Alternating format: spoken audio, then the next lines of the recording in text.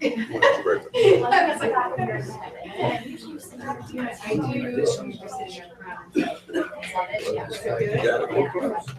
close.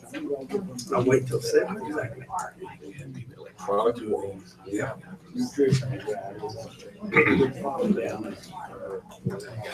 If you want it as public comment, they can sign up right here on this sheet.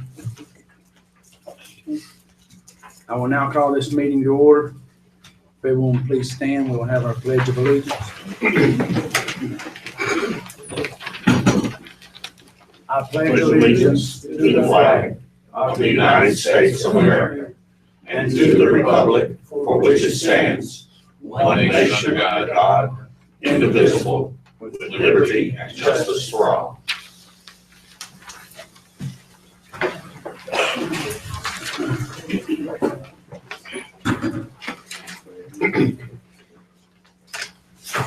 At this time, before we have a moment of silence, I'd like to, in remembrance of Mr. Jim Brown, who was a 35-year Madison County Landfill Director. He also worked for the assessor for the county's tax office.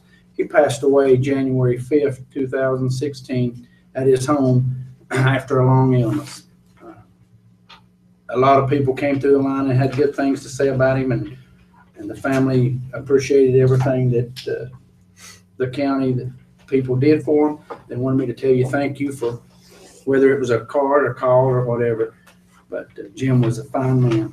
So at this time, we will have a moment of silence.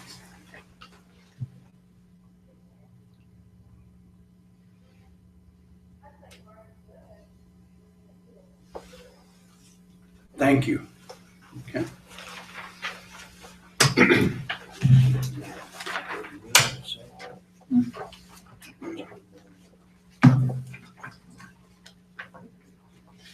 Approval of the agenda, deletions, additions or deletions to the agenda at this time. We will, first thing change will be made, 8B will be Sarah Nichols. And there will be an addition to 7, it will be 7C, Administrative Specialist.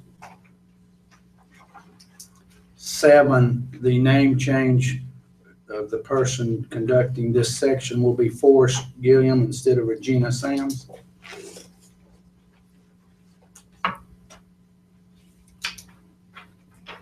Also, because of it being personnel, we will need to move 5A into closed session.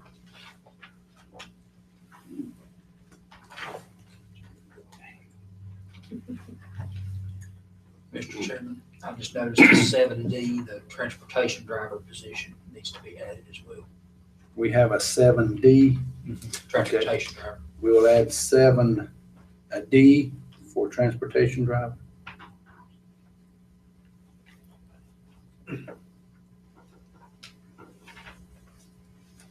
Any other additions or deletions from the board? No? Do I hear a motion to approve the agenda with the changes which were discussed? So moved. Do I hear a second? Second. We have a motion and a second for the approval of the agenda. All in favor, raise your right hand. All opposed, likewise. Okay.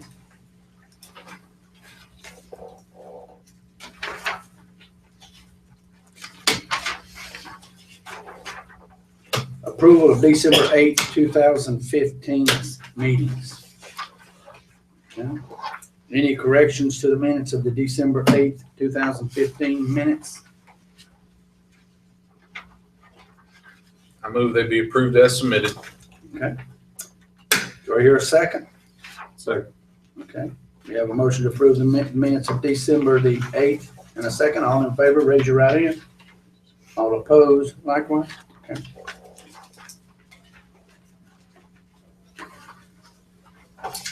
Public comment? There is no public comment. Okay. Darlyne? Mr. Chairman, our auditor is in traffic in the middle of that wreck, and he's going to be running about 10 minutes late. So if you'd like to move on until he can get here. Okay, we will do that. We will put yours on hold until he gets here then. Okay, thank you. Okay, and then number 5, we move that to closed session.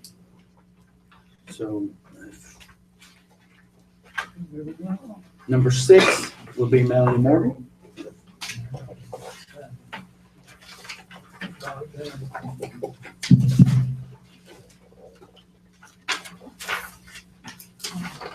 So my first item is for the grant application.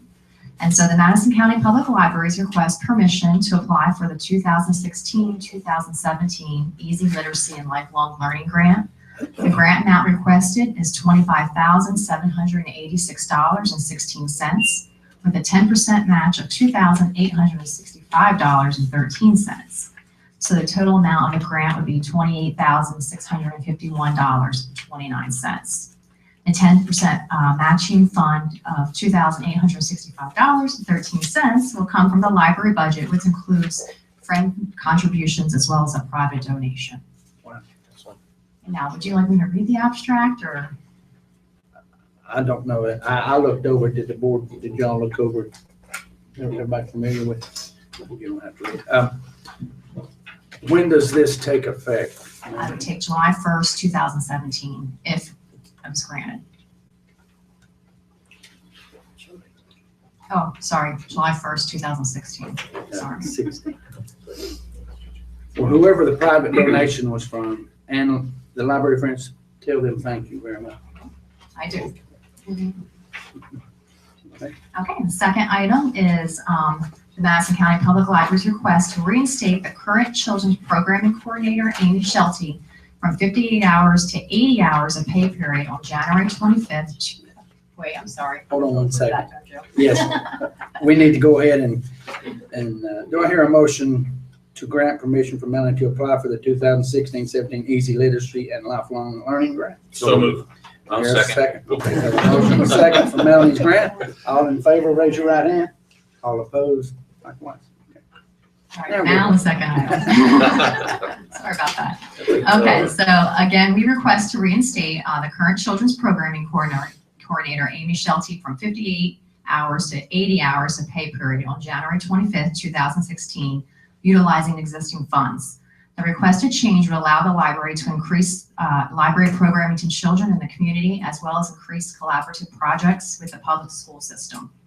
In addition to this, the increase in hours will ensure coverage and quality of service at the Madison County Public Library. And just to give a little history, we always had a full-time position up until 2012. And so we really would love to have this back into a full-time position. And is this in your budget? That's already approved? It is. Salary line? And the reason why I was able to move that to my budget this year is I chose not to fill a vacant part-time position. And I also restructured the circulation schedule to give those additional hours and time. That's good. Any other discussion? Will that be a net increase in cost of benefits to the county? Not a net increase. Correct. The money for the benefits is already budgeted. It is. That's budgeted Yeah, as well? sorry. Okay, so the salary and the benefits are already budgeted? Yes, everything's Very included. good, thank you. Do I hear a motion to move Amy Shelley from 58 to 80 hours per pay period effective January 25th? So moved. Do I hear a second? Second. Okay, I have a motion and a second. All in favor, raise your right hand. All opposed, likewise. Okay.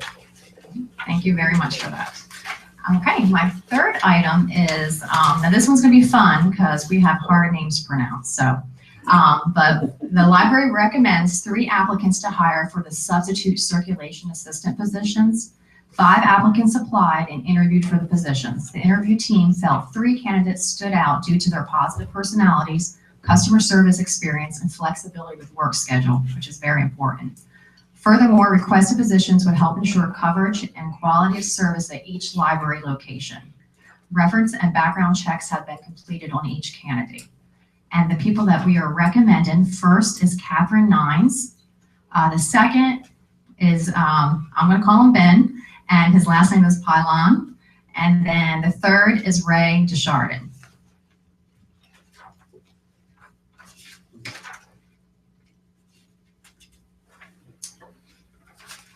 And you have 3 positions for this, correct? Yeah, and that covers for like, I know it sounds like a lot of positions, but it covers one for each library. And this is for like, there's times when we have vacation and people out sick, we only call them when we need them. So they're temporary status. Yes.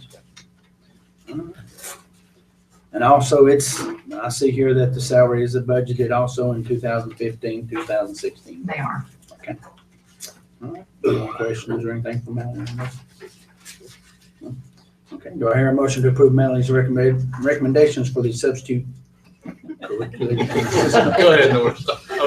I so move. Okay, do I hear a second? Second. Okay, all in favor of the approval of positions, raise your right hand. All opposed, likewise. Okay, thank you very much. Thank you. Thank you.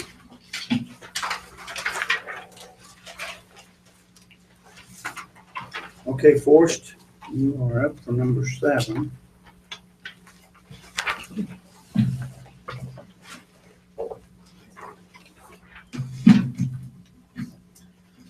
Regina Sams had an emergency and could not be here tonight, but you have in your package recommendations from her for a meal site manager at Center Community Center. That position's been vacant since early November.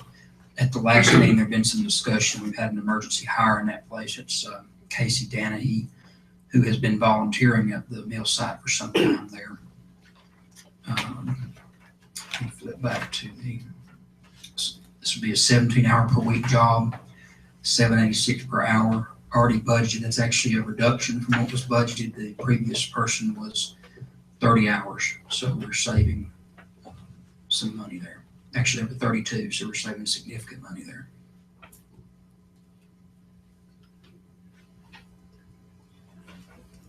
Okay. Any discussion for Forrest on this position? Do I hear a motion to approve the hiring of Casey Donny as a mail site manager for Center Community Center? So moved. Do I hear a second? Second. Okay, all in favor of this position, raise your right hand. All opposed, likewise? Okay.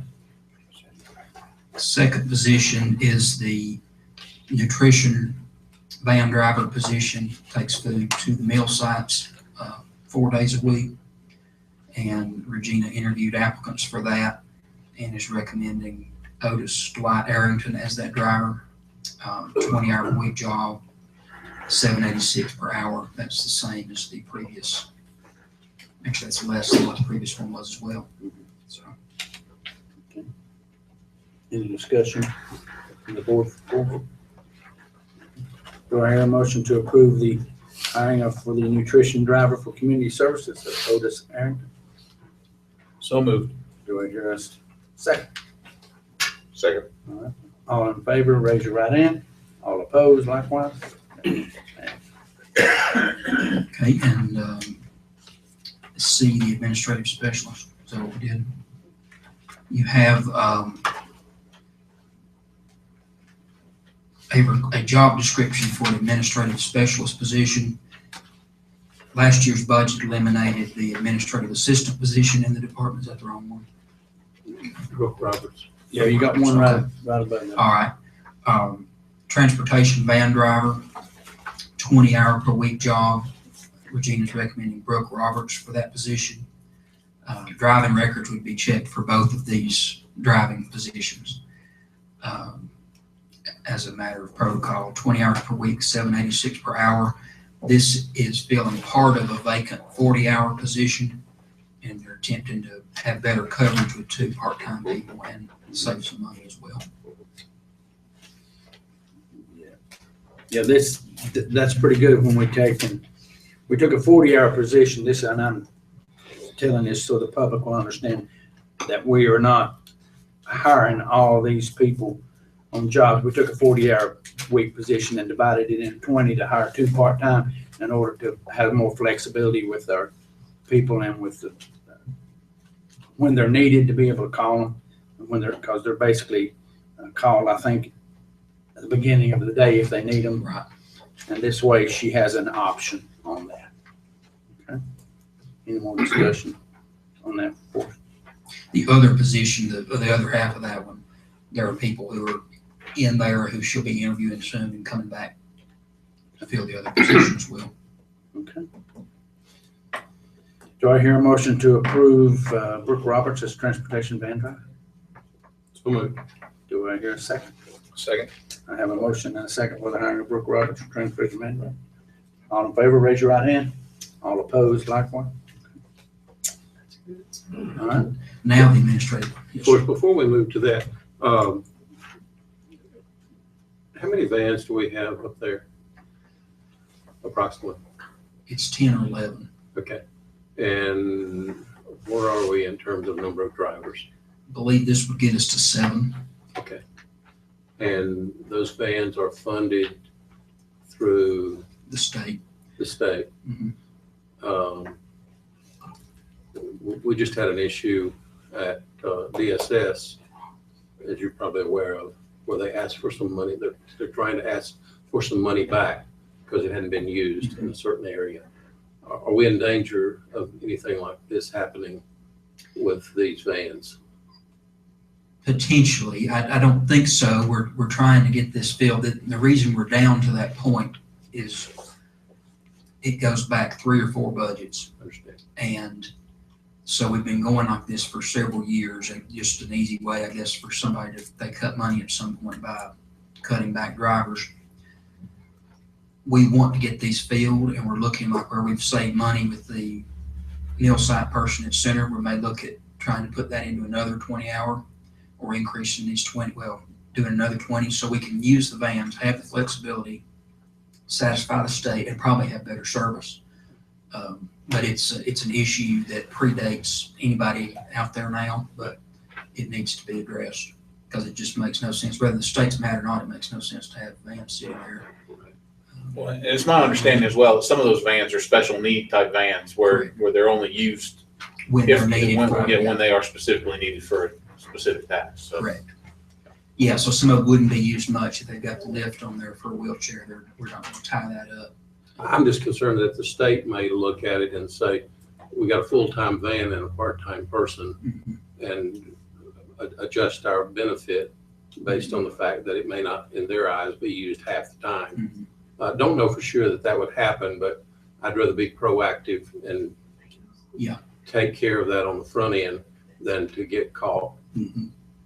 Absolutely. And I know they're aware because of the reports that are put in per van. They're aware of what's being driven and what it isn't. I think the bigger risk in this situation is when the next round of funding comes around, it reducing our ability to do replacement vans. And that's just about as big a problem. So absolutely, we got to figure out how to address that. Well, it was a significant dollar, as you're probably aware of, that they asked for from DSS. Yeah. And we have, the director has responded, and we don't know where we're going to stand with that, but thank you. Yeah, I saw that. You have a job description for an administrative specialist position.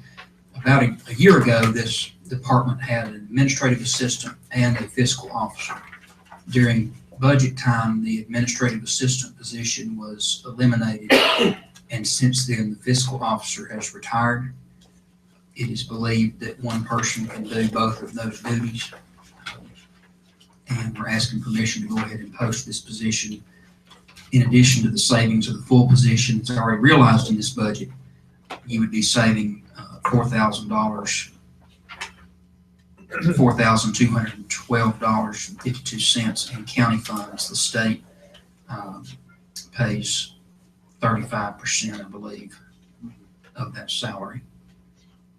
We would post it. It would be a combination administrative assistant, fiscal officer, fill in where needed, that sort of thing position. Okay. Any discussion for Forrest on this? Do I hear a motion to approve the advertisement for an administrative specialist position? So moved. Do I hear a second? second. All right, we have a motion and a second for approval of administrative assistant advertisement. If everyone, all in favor, raise your right hand. All opposed, likewise. Okay. Thank you. Okay. We will go back up here to number 4.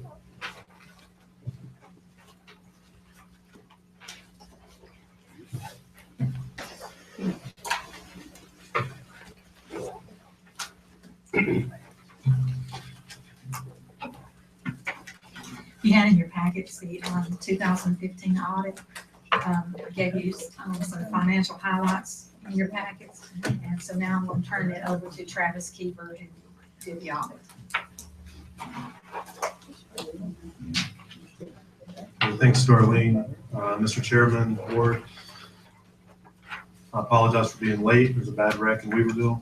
Got hung up for a while. But at any rate, I'd like to start off just saying thank you for allowing us to serve as your auditors again. This is the 7th year that our firm's done your audit.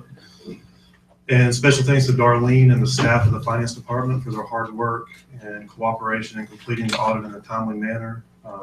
We completed our work started our work in early July, completed it in late November or early November, and issued our report on November 30th, which actually hit the LGC's first deadline, kind of soft deadline this year. So that was a good thing. I guess Darlyne has already provided some financial results and can discuss that more in detail as questions come up or as part of a work session or something. So my comments will be brief and I'll mostly cover the 4 audit reports that we issued that are included in the financial statements, and then also the required board communications, which is the second smaller letter that we issued.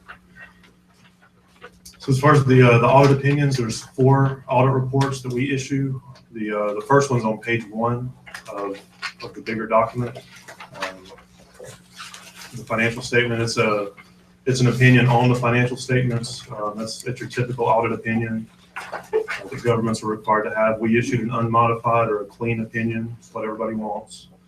We believe that financial statements are presented fairly in all material respects in accordance with generally accepted accounting principles. That's the basic gist of what that report says. It's boilerplate language. The state LGC and the auditing standards kind of dictate what we have to cover in the report. It'll read very similarly to any other county who was also issued a clean opinion. You can flip almost to the back on page 67. That's where the second opinion's at. And this one is a report on internal control over financial reporting, or more commonly known as a yellow book opinion. It's basically said our audit was performed under governmental auditing standards. This report, we examined the internal control of the county to the extent that is necessary for us to report on the financial statements. We did note 2 findings in this report. One was considered a material weakness, and that was due to, during the audit, we noted 2 issues related to prior year-end accruals that needed to be corrected. These issues had little to no effect on current year results, simply resulted in adjustments to the beginning of year balances of certain assets and liabilities. No real current year effect. It's more of an accounting entry. But when we do have those kind of corrections, it has to be reported as a finding. The second finding is required to be reported because we, as your auditor, prepared the county's financial statements. That's something we've always done. It's no change from prior years. Auditing standards consider this to be a deficiency in internal control. This is a very common finding in local governments of this size who, like yourself, don't have the need to employ a CPA on a full-time basis. So you rely on your CPA firm to produce the financial statements. We reported no issues with non-compliance, or no instances of non-compliance with laws or regulations that would have a material effect on the financial statements. The third report, which is flip on over to page 69, this deals the report on compliance requirements applicable to each major federal program and internal control over compliance. This deals primarily with federal funding that's received at the county level through direct funding to the county to administer the programs, or by direct benefit payments to citizens who are deemed eligible to receive such benefits. The largest federal program in the county, in this county, like most, if not all counties in North Carolina, is Medicaid. So we test that program pretty heavily. And that's really the results of that testing is what makes up this report. Our audit did not discover any deficiencies in internal control or instances of non-compliance related to the major federal programs that we tested, which of course was Medicaid. And the final report, which is on page 71, let's turn over one more page. It deals with compliance requirements applicable to each major state program and internal control over the compliance. It's very similar to the federal report. It deals primarily with state funding received at the county level. The largest state programs in the county that we tested this year, the state portion of Medicaid, which we cover through our federal testing, and then this year the Public School Capital Fund, which is funded by the North Carolina Education Lottery. We had 2 findings related to the Public School Capital Fund. Both relate to county oversight of these funds. The funds are there for the school systems to use and for all practical purposes really belong to the schools, but the states actually put the county in charge of monitoring the use of the funds.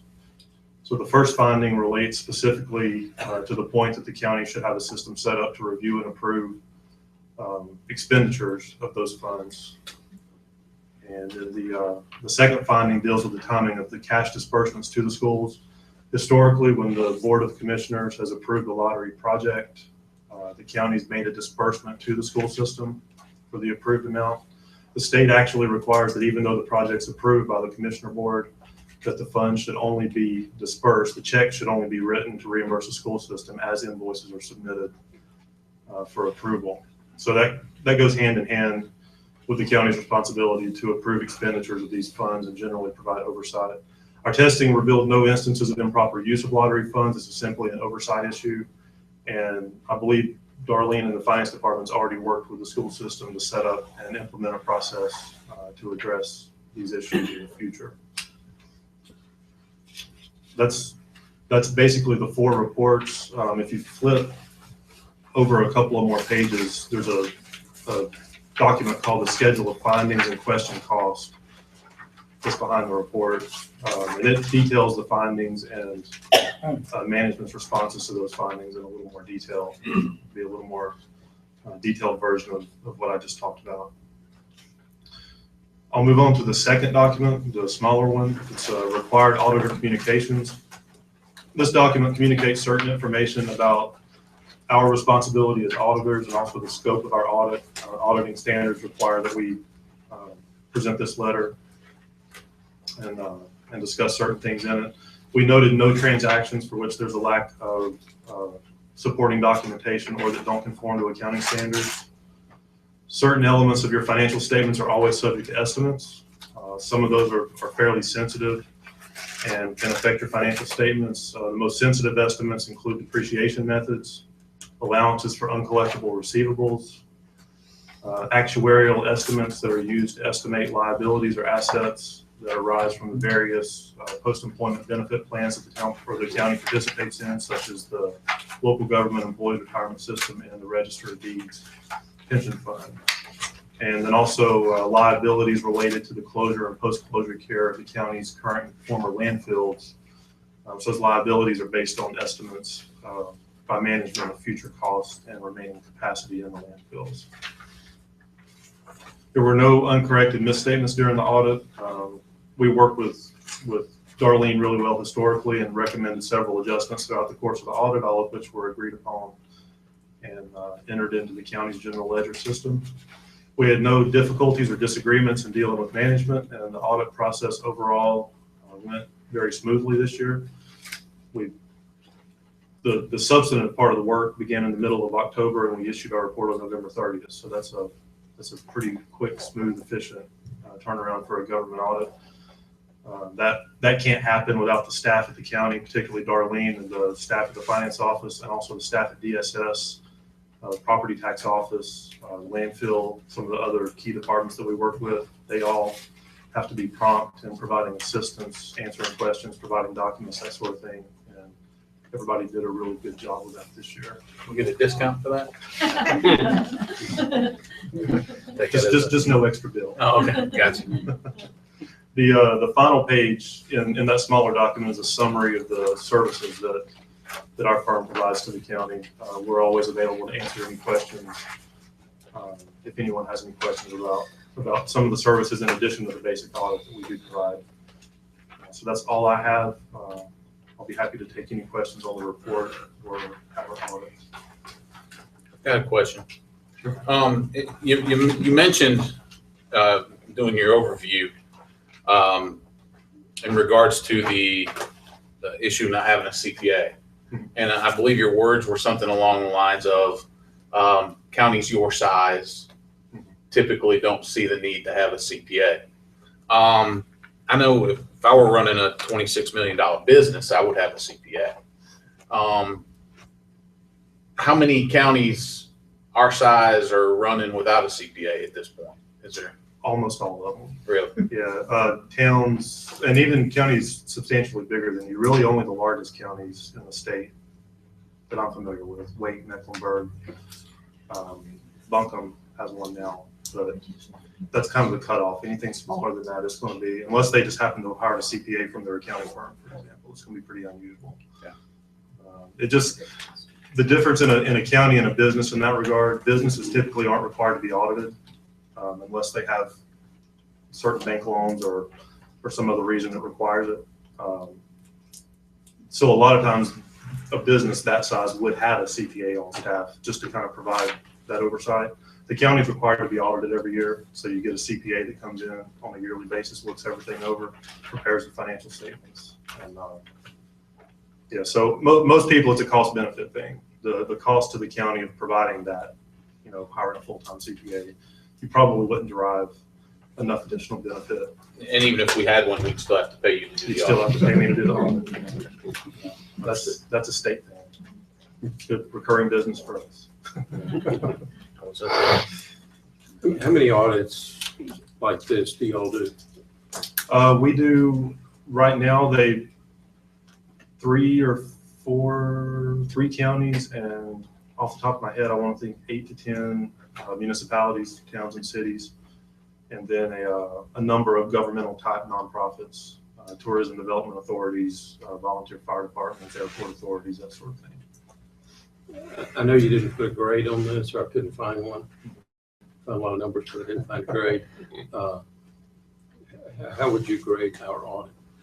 Oh, well, it went really well. The fact that again, the substantive part of our work started mid-October. We issued the report at the end of November. That doesn't happen unless things go really smoothly. The books were in really good shape when we got here. There were a couple of findings this year, but it's a $26 million business. You go have that much activity, there's going to be things that we can correct. And most of those are more, opportunities for improvement rather than systemic problems, if that makes sense. So yeah, overall, I would say it went really well. And I think you said early on that y'all have been doing our audit for 7 years. Yeah, I think fiscal year 2009 was the first. Does that contribute to this being a smoother process? Yeah, there's definitely some benefit. When a new auditor comes in and we experience this, it takes 2 or 3 years or more just to kind of learn where the hot spots are, for example, where we need to focus, is kind of learn the staff, learn how things work. So yeah, there's a ramping up period for sure of a few years. But once you get to this point, the kind of 5, 6, 7 years and on, where Darlyne and I have worked together, I've kind of come on and off the job, and we rotate people, to keep a fresh set of eyes on things periodically. I've come on and off, as have some other people, but enough people at our firm are familiar enough now with the county to where, you definitely realize some efficiency, which benefits us as well as the county. It helps us, do a quicker job, and it helps us be able to take care of a few things without, having to have our hands held, walked through every little thing. So. Okay. Any more questions or discussion?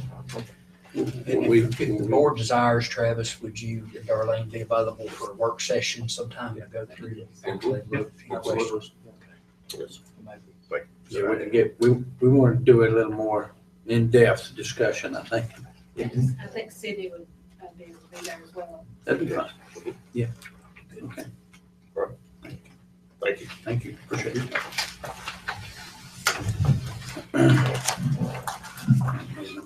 Number 8 to see.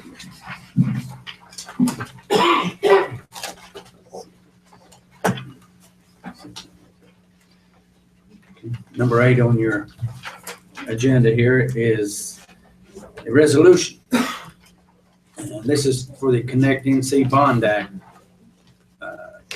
With this, I'll do a little explanation of what it consists of. It consists of money going to AB Tech in Asheville, and therefore they will turn around and provide some money for Madison County for maintenance and things and the upkeep of the property here in Madison County. And I talked with Dr. King, president of AB Tech, and he added Madison County to this to include this. They will get somewhere in the neighborhood of $5 million. And we will get a portion of that for our campus here in the county. Basically, I think most of it will be go for maintenance. Is that not correct? Yes, and some renovations and repairs and updates. So this is a 25-year-old building that is in remarkably good shape, but it needs everything from gutters to a new boiler. We are also out the doors. We are full. Our enrollment is up again this year here, and very happy to serve the community. But if we can obtain funds from the taxpayers of the state of North Carolina that we do not have to obtain from the taxpayers of Madison County, this is a much larger rate of return than we would be able to raise. And this in no way affects local property taxes or any of those issues.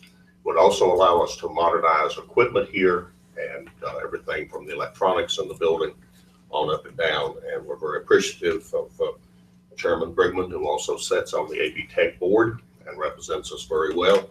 And the folks in Buncombe County who are eager and willing to share our portion based on our enrollment here and what their enrollment is there. So I'm very happy that now what we have to do, you folks need to get everybody to go out and vote for this. Because people, this day and age, they talk about a bond issue and everybody says boo-hoo. Well, with a fairly low voter turnout this spring, we need to encourage people to vote for this bond issue, which goes for capital construction for the community college system, the university system, and a few other projects. If you go online, check it out. There's some parks projects and others around the state that really need to be done. This is not wasted money. This is good investment money. The zoo as well. Sir? The zoo as well, zoo. in Asheboro. Yes. So please go online, check it out. It's a good idea. It's really a good thing. There are also water and sewer grants. The most direct ties to Madison County, AB Tech, water and sewer grants in a certain amount that a town or somebody would have to apply for, but there would be more money for it. And then funding for projects at UNCA, Western, and Appalachian, and a number of other items. $2 billion total project. There are sewer needs in all three of our municipalities. So rather significant in more than one. So, it's, do you know to the extent what their plans are? I know there's some funds earmarked for the National Guard as well. Do you have any idea what those are? I don't. Okay. Just curious. Thank you. At this time, I will read the resolution before we vote. Whereas North Carolina General Assembly and the governor approved the Connect NC Bond Act during the 2015 legislative session. And whereas the act, if approved by the voters, would generate $2 billion through the sale of bonds, and whereas the $2 billion would be used for new construction and repairs on existing facilities on the 17 campuses of the University of North Carolina, as well as 58 campuses of North Carolina Community College System for infrastructure improvements to state and local parks and the zoo, on various water improvements and agricultural projects, and on repairs and improvements to National Guard and public safety facilities. And whereas Asheville Buncombe Technical Community College will receive in excess of $5 million if the bond referendum is successful, using those funds for infrastructure repairs such as sidewalks, paving, and structural improvements, many of which are presently deferred maintenance projects. And whereas AB Tech will use a significant portion of these funds for repairs which are critically needed to the Madison campus. And whereas AB Tech serves nearly 25,000 students from Buncombe and Madison counties annually in curriculum and continuing education programs. And whereas AB Tech has served nearly 1 in 4 residents of the county and city since it was founded in 1959, specifically training hundreds of individuals for better lives through state-of-the-art instruction in high-demand careers. Now, Therefore, be it resolved that the Madison County Commissioner strongly supports the, well, before I read that, I guess we need to vote on it. I was kind of putting the cart before the horse here. Any discussion on this? One question. Go ahead. If this gets approved, AB Tech will get in excess of $5 million according to the resolution. That's correct. Okay. Do we have any idea what piece of that might come to Madison County? Any commitment from county? I was told that it would be in excess of $250,000. More than, I don't know. That's less than 5%. But My understanding it's tied to enrollment, correct? yes. Yeah, they will base it on. In campus enrollment and I don't know the enrollment percentage, but I know that if it were population percentage, we should get about 500,000. Mhm. And I'll just point out that we didn't vote on the Buncombe County sales tax increase. And likewise, I understand why we don't get any of that money. However, we know how much Madison County has paid that. Mhm. And it might be a good chance for AB Tech to recognize that, no, it would not be appropriate for them to give us any of that money, but we Some could of this. pay some of that. Right. This could make up. Yes. We don't get any of the quarter-cent tax money, but this would be a benefit. In any way you look at it, this is going to be to help maintain the building and facility here, because we, the county, really don't have the funds to do that. Any more discussion? I don't have a problem with the resolution as long as we get what I would perceive as our fair share. Well, in my discussion with Dr. King, it was told to me that they would do everything they could to help with the upkeep of the grounds and the building. So, that's how it was put to me. There was no exact dollar amount other than it would be somewhere in excess of $250,000. Any more discussion? Do I hear a motion to approve the resolution in support of the Connect NC Bond Act? So moved. Do I hear a second? Second. All in favor of the approval of the Connect NC Bond Act, raise your right hand. All opposed likewise?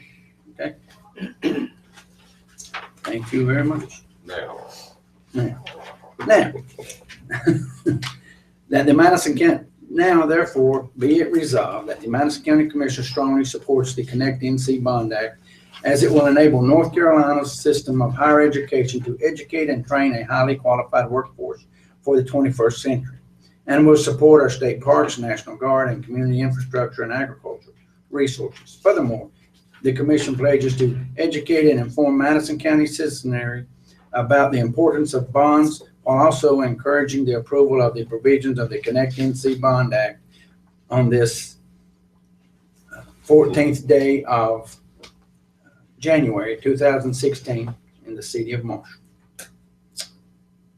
Thank you. All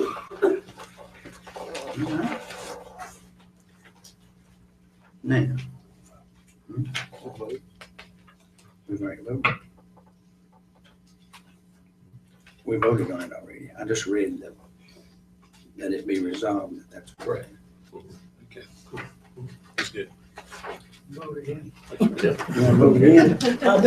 You want to vote again, Bill? No, I don't. Before we change the vote. Oh, So that way, oh, no. Somebody changed your mind after I read that? Okay. 8B, that is Sarah Nichols.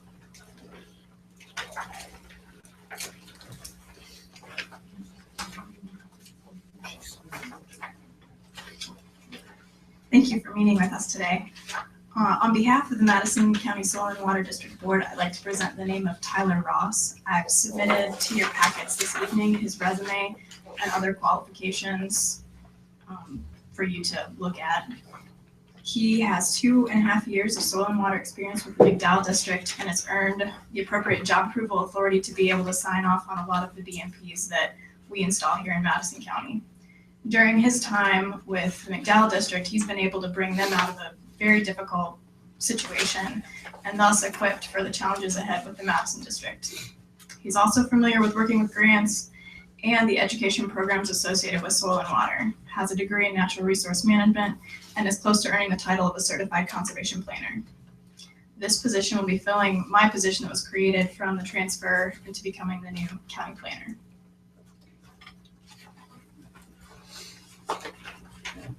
My understanding, he was a unanimous selection by the Soil and Water Board, is Yes. that correct? It was. We had about 50 applied, 4 interviewed, and our board stood behind this candidate.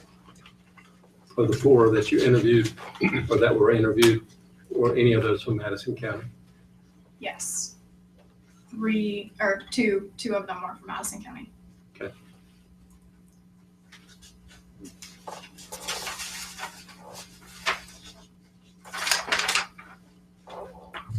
Any more discussion for Sarah on this one? Do I hear a motion to approve James Tyler Ross for the soil conservationist? So moved. Do I hear a second? Second.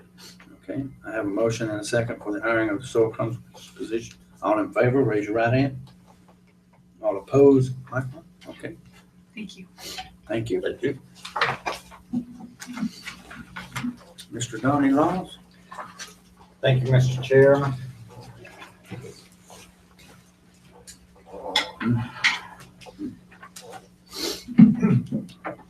Mr. Gilliam has asked that I give you an update on the school building project. And we've been quite busy for the last 6 weeks working on this project. And as you all know, and folks out in the audience are here, when I talk about the school building project, that is something that you've been working on with the school board for quite some time. They presented a building project to you, had numerous components to it that I think dealt with every school in Madison County. The 2 major portions of the project is the construction of the new early college at Madison High School and the addition of the classrooms at Brush Creek. The project is between $6 and $7 million, and it is to be financed through the qualified school construction bonds, which a bank in North Carolina would take a bid and issue those bonds. It's just like a conventional loan. And the process is coming to a head right now, just to use a simple word there. As you know, back in November, the school board opened the bids on the project. The bids were within budget. The bids were held open for a contract to be awarded for 90 days. So the bids are going to be good through early February. So we've got the project designed, we've got somebody that wants to bid it. The school board is taking care of that part of it. Your part of it is to obtain the financing and pay for it. And that's what we have been working on since the bids come in. And that is a pretty detailed process, which starts with issuing a request for proposals to banks. Who is interested in this? Forrest had that document prepared, sent out. We did expect only one bid. There's only one major player in the state of North Carolina, and that's Branch Banking and Trust, or BB&T. They worked with Forrest in the finance office, and they submitted a bid to us, which bids closed last Friday. We received that bid, which was exactly what we thought it would be. It is within numbers. And they're the lender. They're going to produce a package with a note, a deed of trust, and all the normal documents, just like you're going to obtain any kind of house loan. But this will be a very large commercial loan. In order for the county to obtain financing, there's oversight of that with the local government commission, known as the LGC. Before we can borrow money, we have to submit an application to them. They have to review the application to make sure that the county is on good financial footing, has the ability to pay back the loan, that it is a project that local governments can borrow money on. Local government commission meets once every month, the first of the month. The package has to be into them 30 days ahead of time. We have submitted a package to the LGC to be put on their agenda for their first meeting in February. Right now, what we are looking at is getting the proposed financing documents from LGC. Because the last or one of the big components in this is once we get that package and that financing document, it's that document that says how long we're borrowing money from, what the interest rate is, and what the payback period is. And before the LGC will allow us to execute that document and borrow money, there has to be a public hearing on the financing agreement. We have noticed that public hearing, and it is scheduled for next Tuesday at this location at 7 o'clock p.m. So any of you folks here that are in the audience, please come if you want to comment on that. The notice has gone out in last week's Sentinel. Is that correct? This week's in the Citizen Times last week. Okay. So we have sent out that required public notice. And at that hearing, folks can come and you hear public comment on that. After that, then we can vote to go forward with the financing or stop the process. If we elect to go forward with it, that is the final piece that goes in the LGC package for the LGC's consideration at their February session. If they approve it, which if you approve it and everything is in order, I think that would be their appropriate action. They approve it, then that allows us to close the loan. Would allow the school board then to proceed with having the contracts executed within the appropriate time frame. So everything would be in order at that time, and then the next business that you would undertake would be finalizing a document with the school board, whereas, hey, we're getting the money, we're going to provide the money to you once you show to us that you are appropriately supervising the construction of these schools. And that's a fairly standard agreement that we are working on with the school board presently and having to have that done. So that's, I guess in a nutshell where we are with it. Do you have any questions about where we've been, where we're at, or where we're going? So we will vote next Tuesday night. Is that correct? Yes, sir. After the hearing, correct? Yes, sir. Okay. Okay. The next item that I have is an item of county property that we have declared as surplus property. I believe if you will recall at your November meeting, Forrest presented to you an offer to purchase a lot of the cottages at Creekside, which was a lot that the county had been the highest bidder in at a tax foreclosure. The amount of the offer was $11,000. You proposed to accept that contract subject to notice being published for upset bids. The notice was appropriately published. No one made any upset bids. After that expired, I got in touch with the proposed purchaser. The purchaser was a man and woman who were engaged. The woman made the offer. They were looking to buy this to get married and then to move up here and build on. So she assigned the bid to him and her. And I sent to them proposed documents for them to review. They looked at a proposed deed. They looked at the resolution that you all would be considering tonight, whether to accept or to reject the offer. He wired to me, or they wired to me the money. I have the money. It's good funds. There is a resolution that I prepared for you.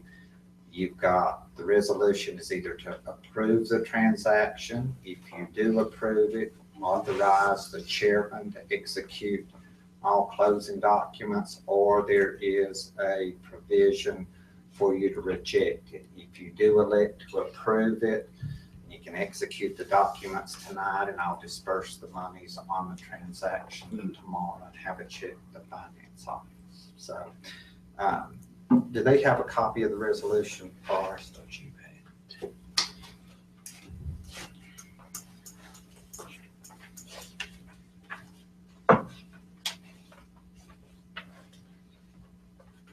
Mr. Chairman, I'll hand you the resolution. And the resolution, I don't think you would need to read it. Basically, it sets forth what I said. There's 2 blanks on it. Number 1, you can reject the offer and it's over with. Blank number 2 is that if you decide to accept it, then we'll execute the documents and move forward. So if y'all will vote on that, we can decide where we're going to be with that. If you'll give us just a minute, I'm gonna pass it around. Yes, So sir. that everyone. Mr. Lawson, how did we get this property? Was it tax? This was a tax foreclosure. Ms. Ray is here, that I think we probably did a year or 2 ago. And taxes had not been paid on it. We went through the whole court process. At the public sale of the property, no one came to bid on this particular piece of property. The county bid in the exact amount of money that we had invested in it, which was our taxes that had not been paid, the cost of publication, and the legal cost of proceeding with the transaction. And we were the high bidder. So the county took the property, took title to the property.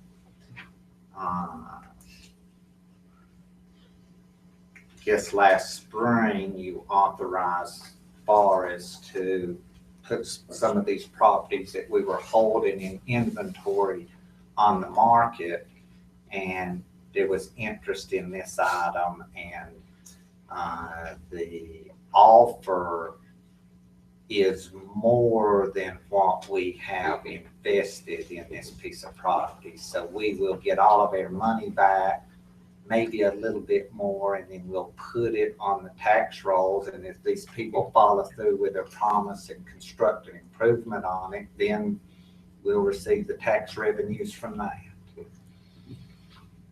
So, Forrest, if we were to vote to accept this offer, is there a stipulation as to where the money lands?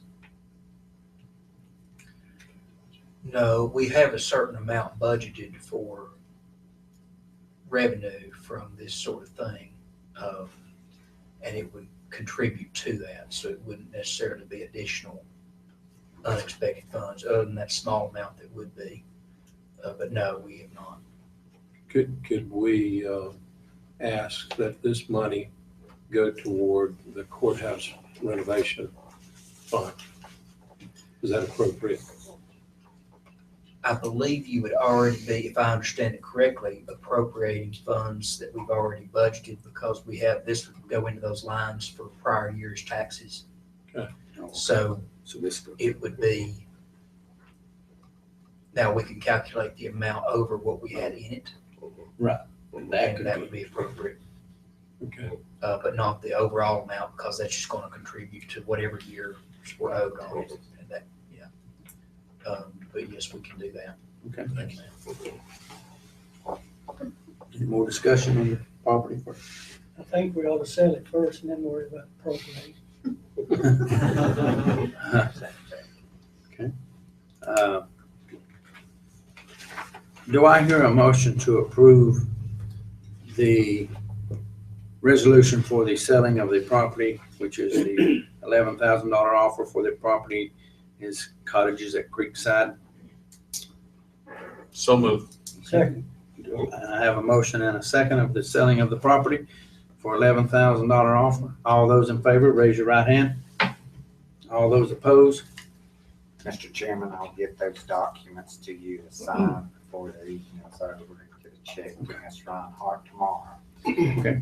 The final item that I have to talk to you about is an item that I believe you did address at your December session and you deferred taking any action on it until this meeting, and that is an offer for the purchase of the old jail. If you'll recall at the December meeting, it was an offer that was made, but it had various technical issues with it as to whether or not it would be an offer.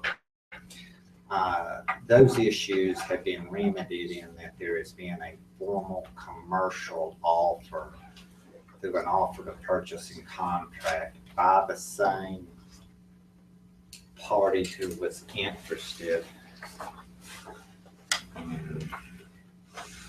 His name is Pete Whitlock.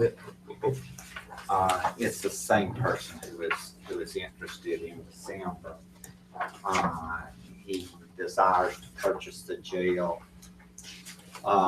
There is a purchase price offer of $70,000. Of course, anytime you sell any piece of property, it's subject to the same upset requirements as the property that we just discussed. I have reviewed this offer. It has all of the appropriate language in it. The only issue that I would bring before your attention as far as form is that this is a Georgia offer to purchase contract, and the North Carolina terms vary with it a little bit. What I would ask you to do is the material terms of the contract is the purchase price, which is $70,000. If you elect to accept this offer in that amount of money, you can direct me to issue a counter offer back to him at that price and just modify the terms of the contract to be consistent with North Carolina terms, and then it will be his ball court whether he elects to accept it or not.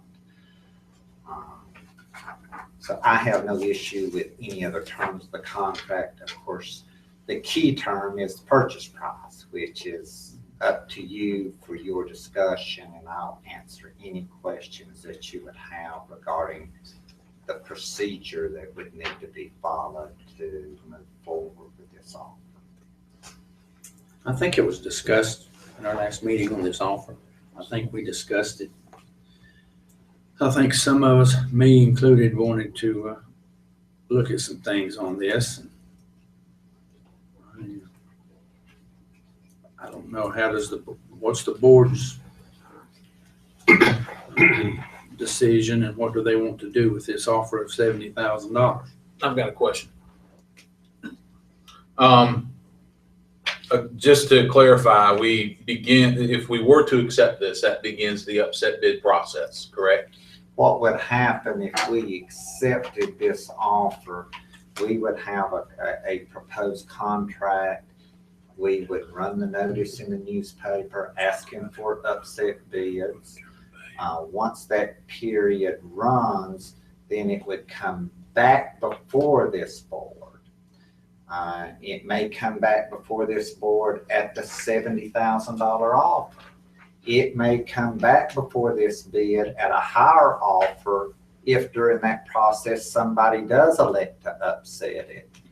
And at the expiration of that upset period, something will come back to this board, just like the Cottages at Creekside offer came back to the board for you to make a final decision on it. So what this would do would start the process, if you elect to start the process at $70,000. You could elect to make a counter offer if you so elect to at any price. What does it take to upset the bid again? 10%. So $7,000. Yes. And then if there's an upset bid that is final, then the process keeps going. You know, then there would be another 10-day period and the upset bid would be 77.7 if they make the minimum amounts of the upset bid. Right. Of course, you could make a bid in an amount more than the minimum if you elect to. And the tax value again was how much? About 180. 180,000? I think it's 184. 184,000. And we've had an offer of 70,000. In essence, we're having a silent auction if we put it in common terms. So, with the ability to reject any offer at any time, they'll just put that clearly in. If you would want to, we can put that in there, that we're putting it out for testing, that we may reject this offer at some time down the road if we don't get a higher offer. Well, don't we have a bigger question here, fellow board members, as to, again, what is the value? Because this isn't the first time we're going to do this. We know sitting here tonight that we got the Sprinkle Shelton building, we got property on the island, we got other properties that we may sell. Do we not need to try to determine some way, and I know I'm in the minority, or I was the last time we talked about this, do we not need to determine what the value of the property is? I mean, or do we just, you know, if we start the upset bid process, it could take a lot of upsets to get to what some in the county may feel is a fair value. So They're willing to buy it. They're, whatever it, I mean, they're able to buy it at what they feel is a fair value. I know the question is, are we willing to sell it for what we feel is a fair value? That's the question I have in my mind. But Mr. Chairman, I mean, we're right at this same thing here. Let's just decide. Well, this process could go on and on and on and on, just like our attorney said. You know, it could keep going on and on. If we had something, a knowledge, first of all, of, okay, this is what we will take, this is the value, this is the appraised value, this is what it's worth, so we know what we're going to take. This is just an offer. We don't really know what it's worth. I mean, we know it's on the tax books for $184,000, but we know it's worth more than $70,000. We would hope greatly did. But in order to keep hashing this out month after month after month, I would have to agree with getting an appraisal of some kind on the property to get some starting point and some idea of what we're doing here. Because we could sit and go on and on and on for a year with this and not get anywhere. Where if we have something, if we come back with after we get an appraisal, we come back with a counter offer, then we're getting somewhere. Then he's either going to accept it, then we'll go into the 10-day upset bid process, or he's going to reject it. And if he does, then we'll start with whoever else wants to meet whatever we feel it's worth. And those are factors that you certainly should consider.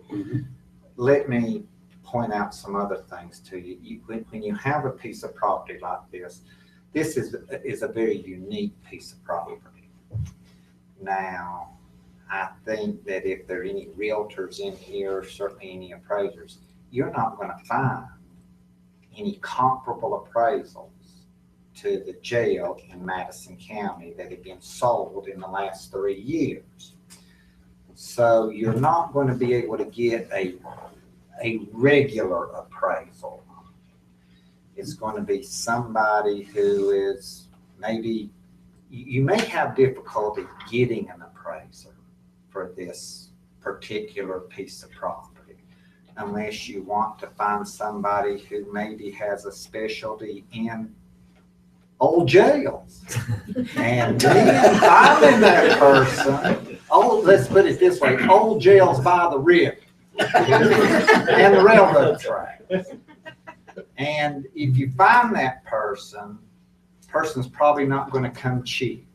But that, so when you look at this, you try to weigh all of these things in there. Something else to look at is how long do you want to keep this property?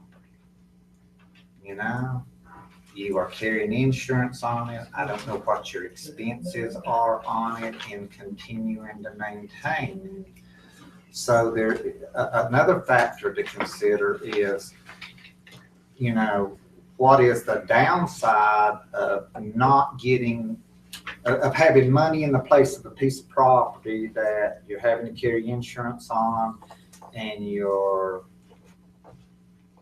may flood or something may happen. Those are just all the things that you need to consider in deciding what to do with it. A piece of property of this nature is only worth what somebody's willing to give you for it. And it doesn't matter what an appraiser says it's worth. If no one's willing to pay that, we're still holding the bag. If we want to get rid of this property and put it on the tax rolls, I'm not saying we give it away, but that's the point of the upset bid. I've been contacted by 2 individuals that are lifelong residents of this county that have already expressed an interest in upsetting this bid.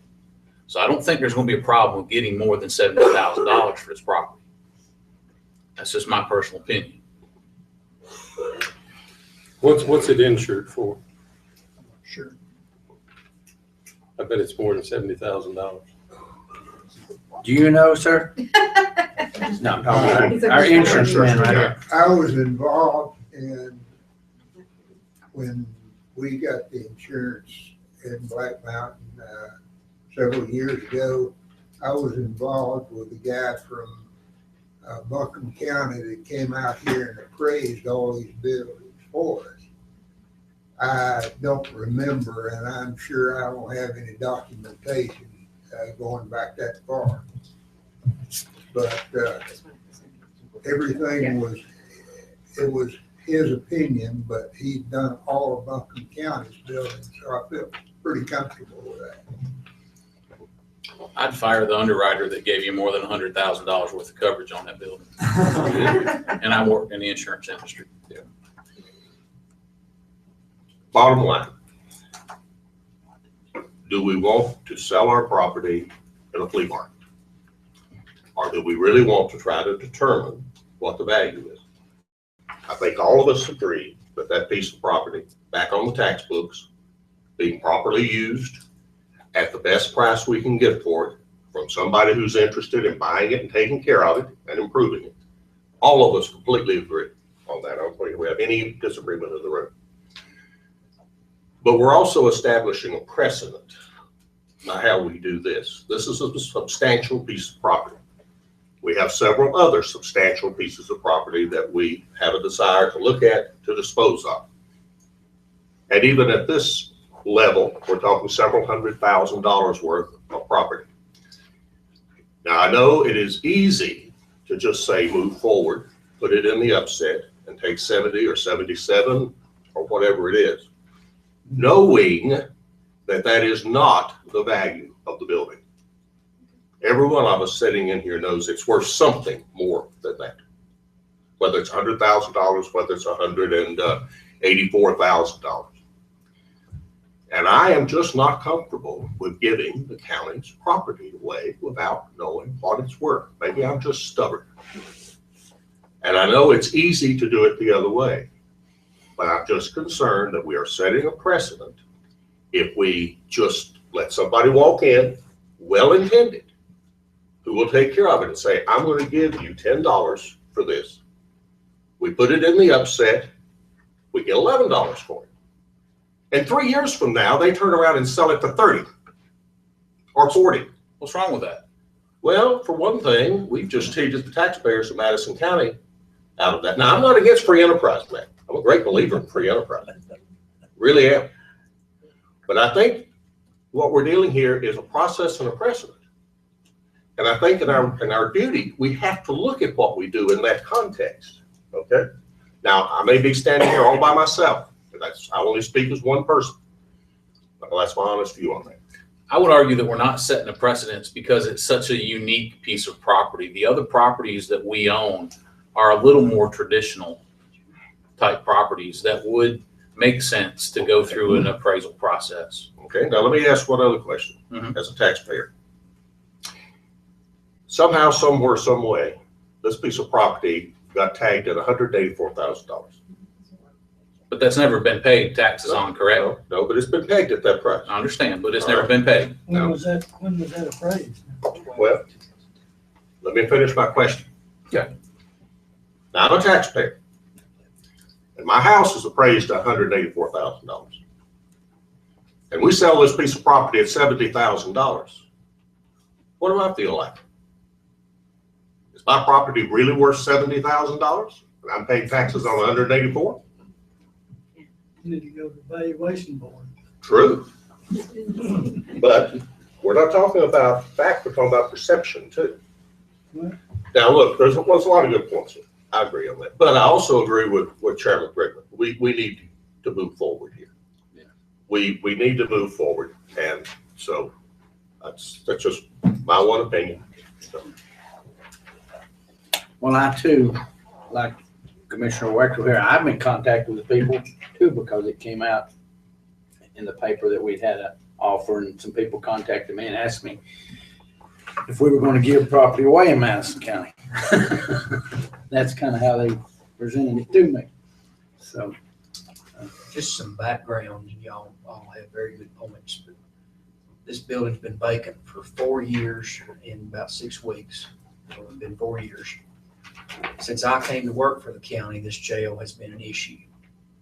The summer after I started my last job, we got a little funding and got some folks from the School of Government, some MPA students, to come in and analyze that building for potential public-private options, because there was talk about the county doing something with it. They analyzed it. These people are not from Madison County. They've got no emotion for the situation, though they all loved Marshall when they got here. Their comment, this was a development finance class, and we had people who've taught that class for years involved. A lot has to go into that building once they get it. It's in solid shape for exactly what it's for, but to make something besides jail, there's got to be a lot of work. That was presented to the previous board, and it was agreed, well, let's try to sell it. Well, nothing happened for the year after that happened, and then I got this job, and we've talked about this summer, and we've got, Ryan Cody worked for about a month in July or August, and we've got quotes from appraisers who will do it. Now, whether they're experienced with this thing or not, I don't know, but in the last 2 years, I have seen with me and with the previous county manager, group after group, about every 3 months, somebody will come in wanting to see the building, all excited. And the discussion every time ended with, well, how's the county going to subsidize the project? Yeah. Every time. And except for this one. But the cost may be a different way of subsidizing it. It might be exactly the same. I don't know.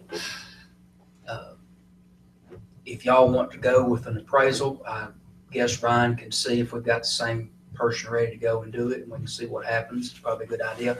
My request is if you do that, go ahead and let us do it on some other buildings as well, so we can get it going, because Oh, yeah. in I would want August, it. I would want it. this, I mean, Pete waited he talked to me and I held him off for 3 months to see if we were gonna get an appraisal. And he's, waited, and then I said, we're not gonna do one, we'll take an offer of some sort, and this is how it's happened. So he's tried to follow the directions, whatever they are, and he knows they're being upset, and I don't think he cares whatever happens, so. Mr. Attorney, did he give you any kind of a deadline as far as this? As far as This has no deadline in it. He can withdraw it at any time before you accept it. And so it's an offer that is on the table right now for you to consider or not consider. It doesn't die of its own accord per this instrument. Right. Well,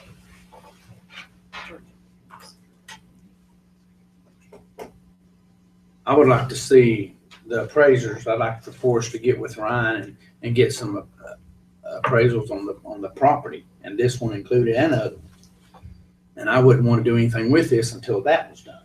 How soon could we have that done? I've got no idea. They were available in July. They could have started in 2 weeks, and we can see if they can do it again now. Okay.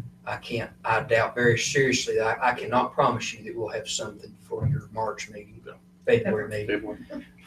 I'm just wishing for getting closer to warmer weather. But we can try our best, but who knows what their situation is. Well, we'll do this in 2 sections then. We will vote on the offer, and then we will vote on the appraisal. Okay. And that, if that's okay with the board. Okay. What's the need to vote 2 times? If you're going to get an appraiser, you need to vote on that first, and then you need That's to correct. vote on the other. So you need to introduce that first. Mhm. I would agree with that. Yeah. I would agree with that. And that'll take care of it. Get 1 vote. I agree. Okay, Do you need a motion, Mr. Chairman? please. I would move that we seek formal appraisal of the following pieces of real estate: the building known as the old jail, the Sprinkler Shelton building, and the gym on Blamahasset Island. And that should be done as quickly as practical. Those results brought back to this board for further consideration. And we put in abeyance, or whatever the proper term is, this offer, pending the outcome of those appraisals. I have a question. Yes, sir. Yes, sir. What was the estimate for the appraisals of the property? For 3, it's not including one of the parcels that you mentioned. There were 3 that we requested. It's around $7,000. Total? Yes. Thank you, Ryan. You need to pull that, the money's there to do it for this purpose of contingency. Yeah, right. I have one other piece of property that, it's a mechanical piece, the scissor lift. Do we need to include that in some type of valuation? No, we would sell that through I Gov. know it's not real estate, No, we but it's sitting down there, resting down. And we need to. The tires are probably flat on it, and it probably won't start. We would sell it through govdeals.com, and we Don't would make have it sound so attractive. Do you have a use for it? we would have a reserve. We would not need to get it in place. All right. Okay, I have a motion, second Commissioner Gentry, for the appraisals for the properties that was mentioned. Do I have a second? Second. And I have a second. All right. All in favor of the appraisals for the property? Raise your right hand. All opposed, likewise. Okay. Thank you, Mr. Chair. Excuse me. All right.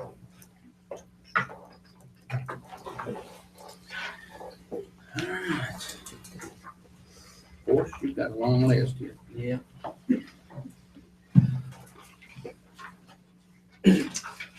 Some of them won't take long. The first item was an update on the Laurel School property.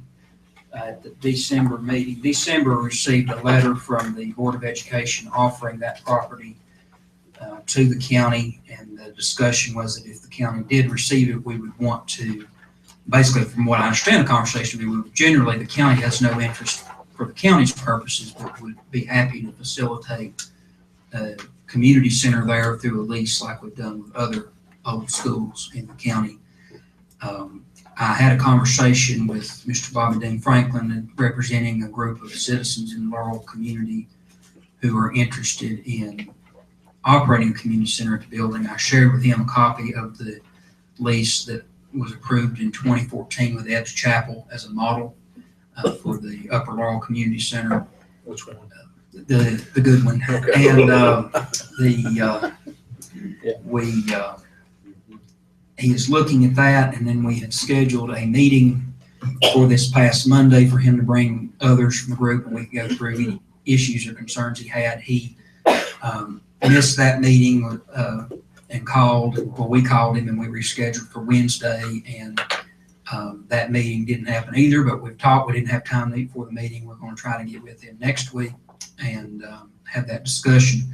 One difference in the Ebbs Chapel lease and what we would need on Laurel, we are paying the electricity at Ebbs Chapel, and we have a mill site operating there, but their heat is not electric, and the light bill's lower. We're paying about less than $2,000 a year for the entire light bill there. Even vacant in Laurel, at the Laurel School so far, it looks like the annual bill is going to be $12,000 to $15,000. Now they can leave a wing of it. They're talking about, when I talked with Mr. Franklin on the phone, maybe closing off an entire wing of the building, which could significantly cut that down. But I think we probably need to cap the amount of electricity we pay as a county at about $3,000, $3,500, somewhere in there. Yeah. So what I've asked Mr. Franklin, and we'll remind him when we meet, is that they basically need to show us a plan for how they'll raise those funds every year for the electricity, as well as funds for maintenance and requirements for liability insurance, and evidence from members of the community that they're interested in actually financially supporting it and putting the work in. It would be a great community center. They can make it work very well. I think you all are aware, and I'm very aware of that we've got some community centers that have gone very well, and we have one or two where they haven't, and we want to avoid taking on a building that will turn into a rock building like at Marshall. There's no evidence at this point that'll happen, but I just want them all to be aware going in of what all's involved. After we've met, I'll get back with you.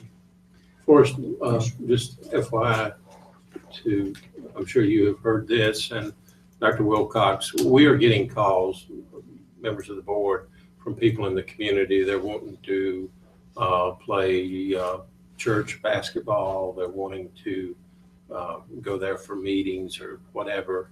And I fielded a couple of those calls, and I pointed them back to you guys. So just thank you. And we've had at least one call the office and did the same thing in that situation. The next item is the tentative schedule for budget development for fiscal year 16-17.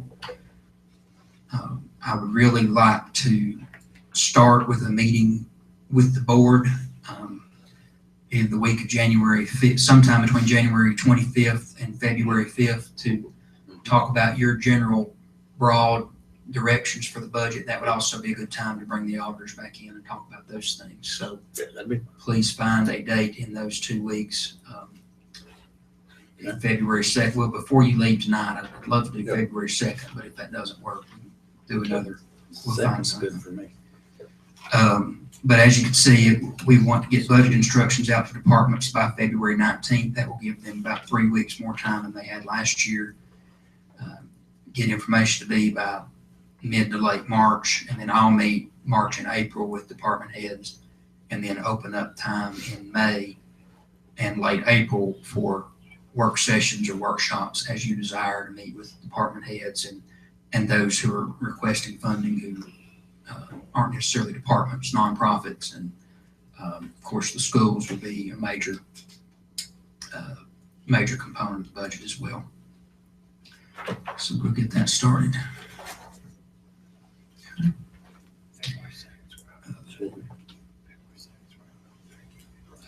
Next item I have is an annual update. Commissioner Rice had asked a few months ago if I ever look back at the things we've accomplished, and about every 6 weeks when I clean off my desk, I usually do. I sort of make a little list and look there and see those things, and that helps me to understand what's been finished, what's been had something jump in front of it a lot of times, and where we've moved. So we'll talk to you some about the year 2015 and the work that was done. I made copies of this, and I'm guessing they're laying in the copier at the office. I don't have them, I apologize, but I will get them to you. It's not fancy, but it is, looking at some things that have happened in the past year in county government, and focusing really on the issues that you all have been involved in, not what every department's done. They'll tell you about that when they come here, and they're all doing great things. But looking at responsible and realistic budgeting, we started the calendar year 2015 with a budget that we were working under that had been, basically the budget had increased by $400,000 to $500,000, several recurring expenses, pay raise for employees, more funding for the schools, additional 911 employees, good things. They were not offset by other cuts. The way the budget was balanced was by increasing estimated revenues, particularly for prior year's tax collections, because we'd seen an increase 2 years before. Well, once you've collected a large account, you can't collect it again. So we had to deal with that fiscal year, finishing it out, trying to make sure that we could minimize the amount that we took from our fund balance. We ended up taking some from fund balance. The budget said that we would, and we did, but we minimized that by keeping positions vacant as long as we could and really trying to watch that spending. We developed a 2015-16 budget after a months-long process involving department heads, commissioners, and others that was $478,000 smaller than the prior years. Was based on a 2% reduction from most county departments. Some that saw increases, some saw bigger decreases. No reduction to the public schools, and no tax or fee increases. And also the biggest savings, in addition to 2%, which was a couple of $100,000 that was saved, also some positions were eliminated, and you all made decisions to reallocate and reassign and do those sorts of things. In the meantime, we did set aside a small amount of money for a part-time veteran services officer who started at the end of December. Additional funding to allow Ryan Cody to spend more time on economic development, funding for part-time staffing at the sheriff's office for evidence backlog, and funds for new tax software in the tax office. And the Landfill Enterprise Fund, as you know, independent, separate from property tax revenues, funded generally by collection fees and by tipping fees and other smaller sources, several other smaller sources, but those are the main ones. Looking at landfill's reserves and ability to operate with those, you reduce the collection fee by $20 to $160. Along with that, throughout 2015, you met with the Board of Education a number of times to potentially reach consensus. We'll know Tuesday on the $6.5 million school financing program, but took a long time to get there and a long time to go through the steps that need to be gone through to handle that project. And then we'll be starting the process for next year here in February. We are analyzing county salaries right now. As you all have talked over the past year at different times, the need to see how different positions compare to other positions in other departments and other counties. And we're working on that analysis, and we'll definitely consider funds available to address some of those issues, but we'll have a good comparison to other areas without paying a consultant. It won't be the best thing in the world, but I think it'll probably give us pretty good numbers. And then we'll have a number of federal changes and things, good and bad, that we'll have to consider in our budget. In addition to the budget, an area of priority that really emerged early on the job was a need for better planning and prioritization for the county as a whole. Some things had been outstanding for some time. Time clock had been, the board had voted in January or February of 2013 to go to a computerized time clock. First people went on it in May of 13, and we'd add another department about 3 months later. And everybody down the line would get scared about what time clock was going to be, and we really just needed to rip the Band-Aid off, and we did that. And now it's there for everyone who has a computer. There are center attendants, in-home aides, a few who don't have it. We got that implemented by the end of January in 15. And once people get used to it, it's actually helped with productivity. It's saved paper and reduced payroll time, cut it in half, really. Had a number of grant opportunities and things where we had, it looks like, taken on a little too much as a county for what we were able to handle. We had some good projects, and we had to make some decisions to send some money back on a few grants and focus on those that were most important. And we've had a change in talking with county department heads and others.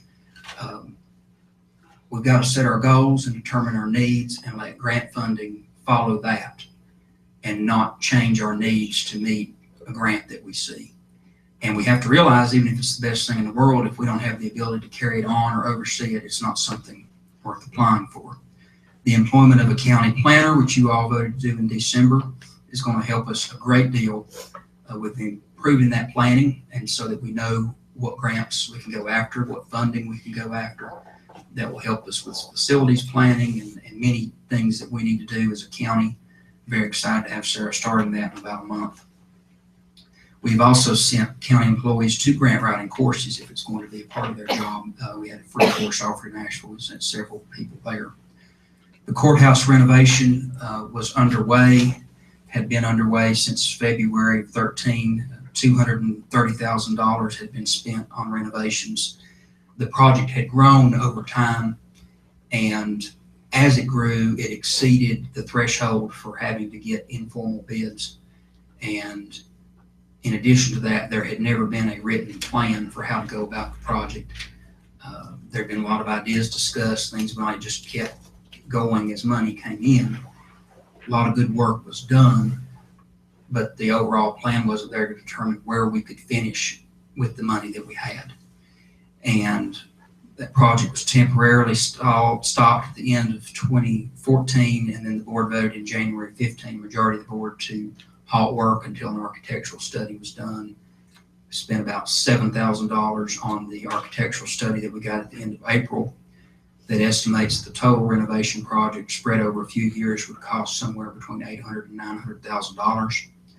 In July and August, we started securing an engineer at a good price to look at the structural work that needs to be done. He got us his plans at the beginning of November, and bids have been sought, and now contracts are going. We're ready to go with building and electrical. Particularly, we're ready for the electrical. The building structural work has to wait on boiler work, which is an issue that I'll bring up in the courthouse section, but it's an unanticipated.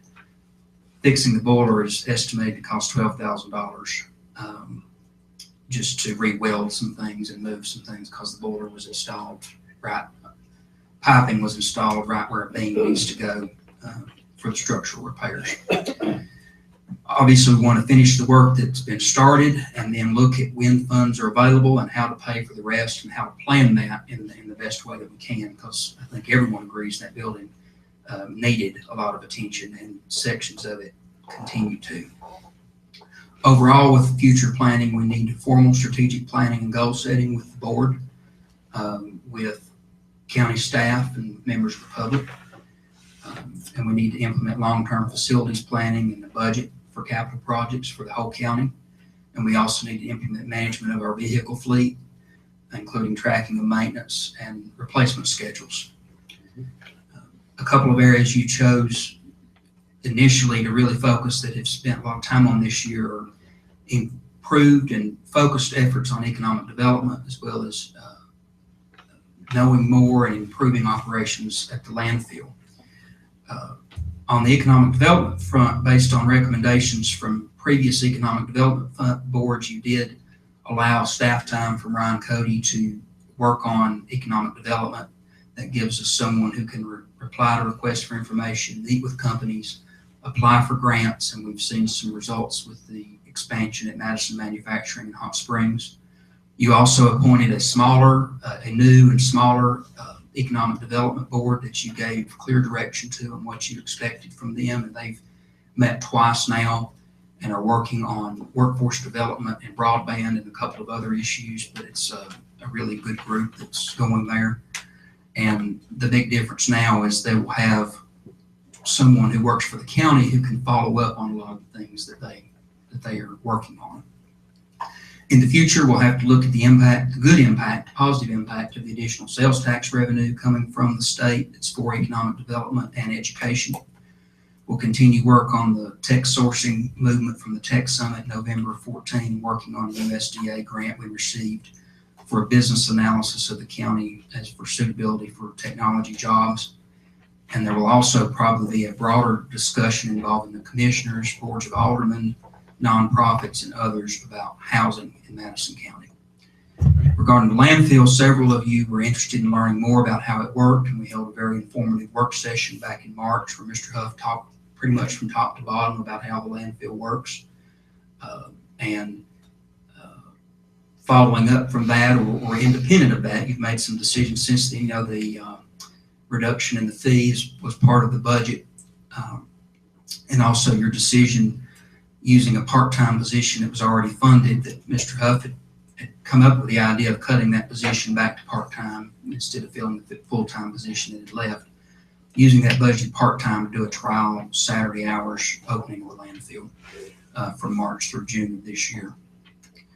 Another area was increased transparency, and the second department head meeting I held, we notified all department heads of the open meetings requirements to remind them if you have a board under you that you staff, you've got to post, here's how you post it. Those are all filed with the clerk to the board now. We have sent 11 employees from multiple departments to public records training offered by state archives. Commissioners meetings at y'all's request have been filmed and archived for members of the public who can't be here or want to review meetings outside of being here. That's been going on for approaching a year. We've posted budget information online, presentations and the basic information for anyone from the public who wishes to see it. And with the employment of Amanda Cutshaw, we've had the efforts in the county office as assistant of the county manager to streamline the board and commission's appointment process. We have accurate descriptions of all boards. We have the correct meeting times, dates, and locations. And we have someone to sort through the applications that come in. And also, we've been promoting these opportunities at places like the county fair and elsewhere, just really trying to get people who are interested in serving on boards. And also with transparency, you put the hauling contract for solid waste landfill out for bid in the spring. Next to last area was improved communication and stronger partnerships within the county and between the county and other governments and other levels of government. Within the county, we've held monthly department head meetings that have been consistently attended, and we've canceled one of them in a year, I think, and that's really helped with the regular communication there. We've really emphasized and encouraged county employees and departments to get into the community. 90% of them are doing that, but we want the county label on it. We had particularly our younger employees at the career fair at the high school showing some of these high school students examples of younger people in the county who've managed to stay here, because I think too many people here that you can't. We also have had a booth at the county fair showing county services. A partnership with Mars Hill University Center for Community Engagement has 9 students in 7 county departments, 9 Mars Hill students this semester working in 7 county departments as Bonner Scholars, working in animal control, economic development. We've got a few at the health department working on substance awareness education. It's a great opportunity for the students. It's free labor for us, and we've had Amanda be able to coordinate that. And we hope to see more in the future with the program for unpaid internships, but targeting Madison County students who are home for the summer from college or area college students beyond Mars Hill. And I also hope to see a program in the future that looks at how we encourage high school students and anyone younger who's interested in just getting involved in county government in some form or fashion, whether that be a board appointment, a job shadow, or anything else. County has also been taking a more active role with the Association of County Commissioners, and we have been more proactive in engaging our legislators on issues, and they've been very receptive to that, from economic development to budget, sales tax, child care subsidy, things of that nature. And we've had them in the county at events, and they've just been waiting for an invitation sometimes. If they're available, they'll be here, and they've been supportive of us. If they know what issues we're facing, they're in a better position to help us where they can in Raleigh or Washington. And the final area that we've worked in the last year is improved accountability, continued focus on increased tax collections that had really shot up. Those had really started improving before I got here. But in 2013, our collection rate was 92.86%. In 2014, it was 94.79%. And I know that the tax collector and the county attorney will continue to pursue that to get us to the state average and then to exceed it. They'll also continue to work on back taxes, including foreclosures and anything that needs to be done to make sure that everyone's paying their fair share, because those who are not paying are forcing the rest of us to subsidize that decision. And in the future, that will help with that, as was funded in this budget, but we funded for the low end, new tax software is very important to improve their system. We're the only county on the map that shows different vendors, and everybody's one of about four, and then there's us. And it's a very antiquated system that is hurting their productivity, and they're doing a great job with it, but we need to upgrade that.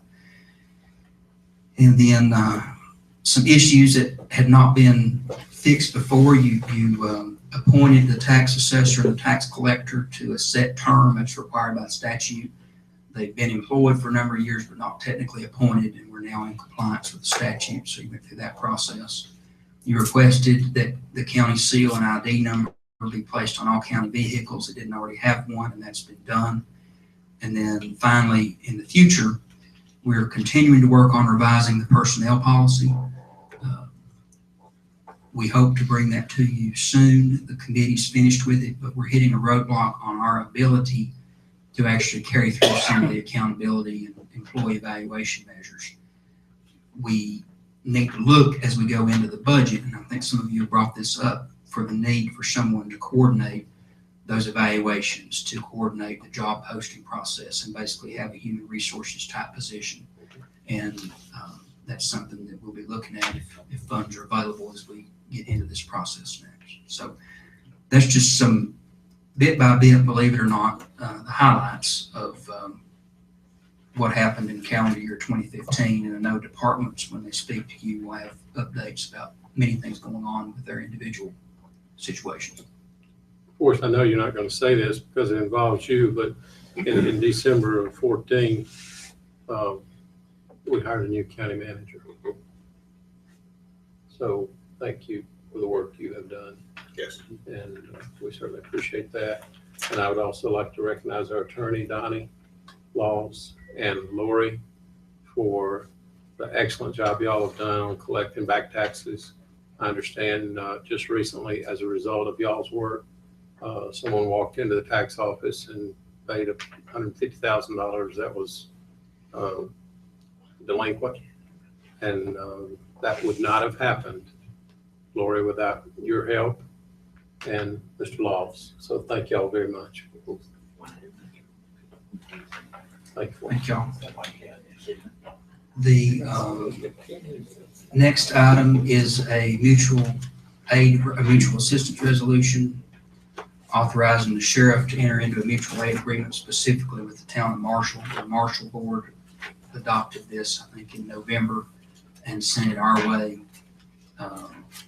This is important for both of our departments in those border areas and how that agreement is set up. This authorizes the sheriff to enter into those.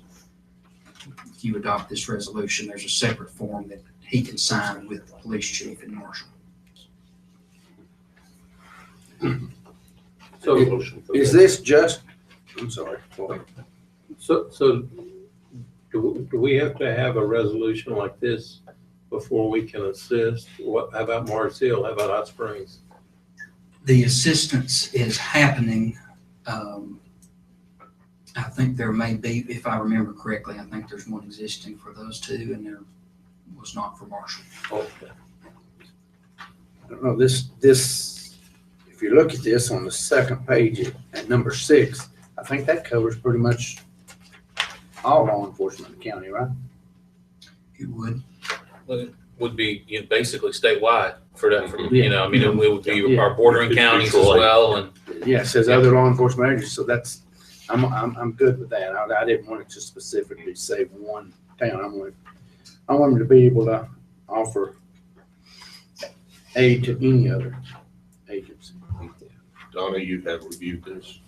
It mimics the statute. If you'll look at section number 3, and also in the first paragraph, it refers to 168-288, and that is the authorized statute that allows for this to happen. All right. Any more discussion for Forrest on this? Do I hear a motion to approve the resolution adopting a policy for mutual assistance with other law enforcement agencies in the Madison County Sheriff's Department? So moved. Do I hear a second? Second. All in favor of this Madison County Sheriff's Department mutual aid assistance resolution, raise your right hand. All opposed? Okay. Okay, the next item is the courthouse renovation. We had the lowest bids for work on electrical.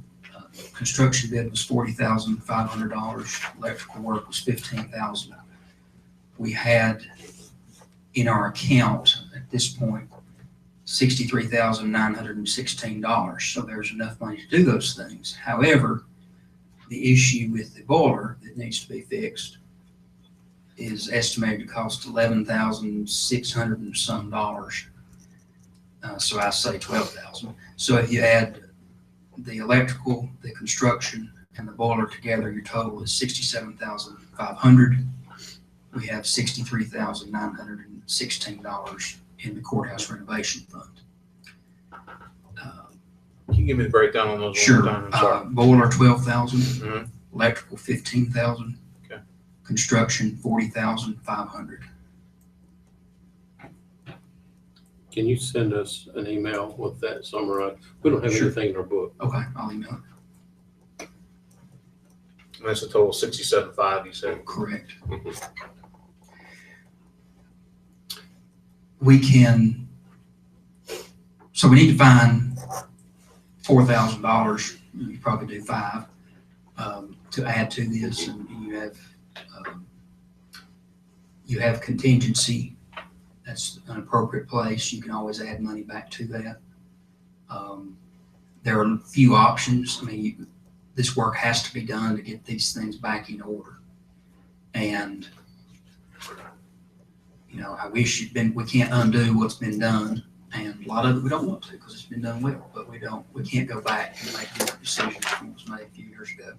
The $12,000 for the boiler,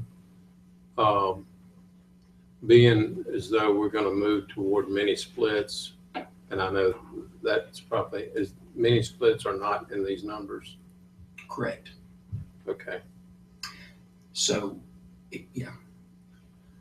Either way you're going, we have not dealt with our heating and air, which seems to be a pretty important aspect of things. And we've got our heat there but we've got to shut the boiler down for 2 weeks to put this beam, to redo everything. It's gonna take close to 2 weeks. I definitely think from a work standpoint, we start with the electrical work now. We consult the engineer. They're not actually jacking the building up any, they're just putting the beam in, but that's still gonna lead to some tightening. But potentially, and we'll get his opinion if there's any work we can do on the finish, things like that. But the electrical work can start now because that's not going to be impacted by the structural work. financially, I think where you're getting, Mr. Rice, maybe we abandon the boiler and figure out mini splits, but we gotta have the money. That estimate was $90-some thousand, I believe, might have been over 100. What did we pay for the boiler? It was close to 50. So now, here, a short time later, we gotta spend another 12 to do some welding or whatever needs to be done. That is essentially going to become obsolete once we get the mini splits in the courthouse. And it's also sitting, if we ever have a flood, the boiler is underwater. Yes. However, we had not anticipated putting mini splits in the courtroom. We have a large unit for air that handles the courtroom. We don't have heat. Now, there's a way you can probably do mini splits there. I think the biggest issue would be it wouldn't look good, but How many would it take? I mean, that's a big area. And this, so the furnace heats it very well. heats that whole, yeah, You might especially have to now. use both of them. That's what I think. And that's a possibility. Because we didn't think we were gonna do that, because we had a new boiler, when we had those guys in there, we didn't even talk about it. So I don't know how many. Can Frenchboro Electric come out? Will they not come out and give us an analysis They can do that, of yeah. all of that? And Yeah. I just hate to, spend money on a boiler that really just don't need to be there, probably. I mean, You may very well be right. We could deal with all the offices with no question with mini splits. We're going to have a need to get those anyway. We had one room, they made it through a summer, but I think it's because they knew it was just one summer, but the front side of that courthouse gets a lot of sun. And particularly the civil side there, those two folks they've got one vent that goes, it's connected to the unit out back, but nobody can get under that section of the building. So they just sort of drug something under there years ago. And not a lot of air is coming out of there. And they'd had a window unit in the front, which looked awful, but since then, that unit was taken out. They fixed the window back really nicely. And we don't want to destroy that work with a window unit. So that situation is throughout the building. We need, when there's more money, when there's $100,000 more to put toward this, probably 150, I think that air is the number one thing we've got to figure out for a building before we worry about the cosmetics. Structural is number one thing, but then those things that don't look good, the guts, we really need to look at how to do that. But to get these rooms back in order, we're very limited on our options. The only thing we've got, we're getting another quote on the boiler to see if it's close, but that's what we received. And just to emphasize, I think y'all know this, but everybody, this is not on the boiler contractor. They installed the boiler. There was no one coordinating to look at, because we had not done any sort of analysis of the building by engineer or architect, to realize that exactly where they were placing it is literally right below where the structural work needs to take place. That wasn't something that they would have been looking at. It's something we should have been looking at as a county. how many zone valves are on that boiler? I don't know. I mean, what? Zone valves, yeah. I mean, I was told there was only one. Mm-hmm. So I would suggest that whoever we use to do that boiler, that we not call them back. If that's the case. Yeah. Or at all. If the cost is way off, I think that answers that too. So we're proceeding with the electrical. That's informal bidding. We've got those quotes. We will get the electricians in there as soon as they can to get that out of the way. And we'll figure out the rest of this. And if y'all, once appraisals come in and some property starts being sold, there'll be some more money, part of that, to put into it. I do request that not all of it, if we sell $100,000 piece of property somewhere, that maybe a quarter of that can go into just general capital outlay for the county, because a lot of our department employees who work for the county have been well, they've been told for years we don't have money to do it, but they've seen it put in elsewhere. And I think it'd be really good. We need to maintain the whole county.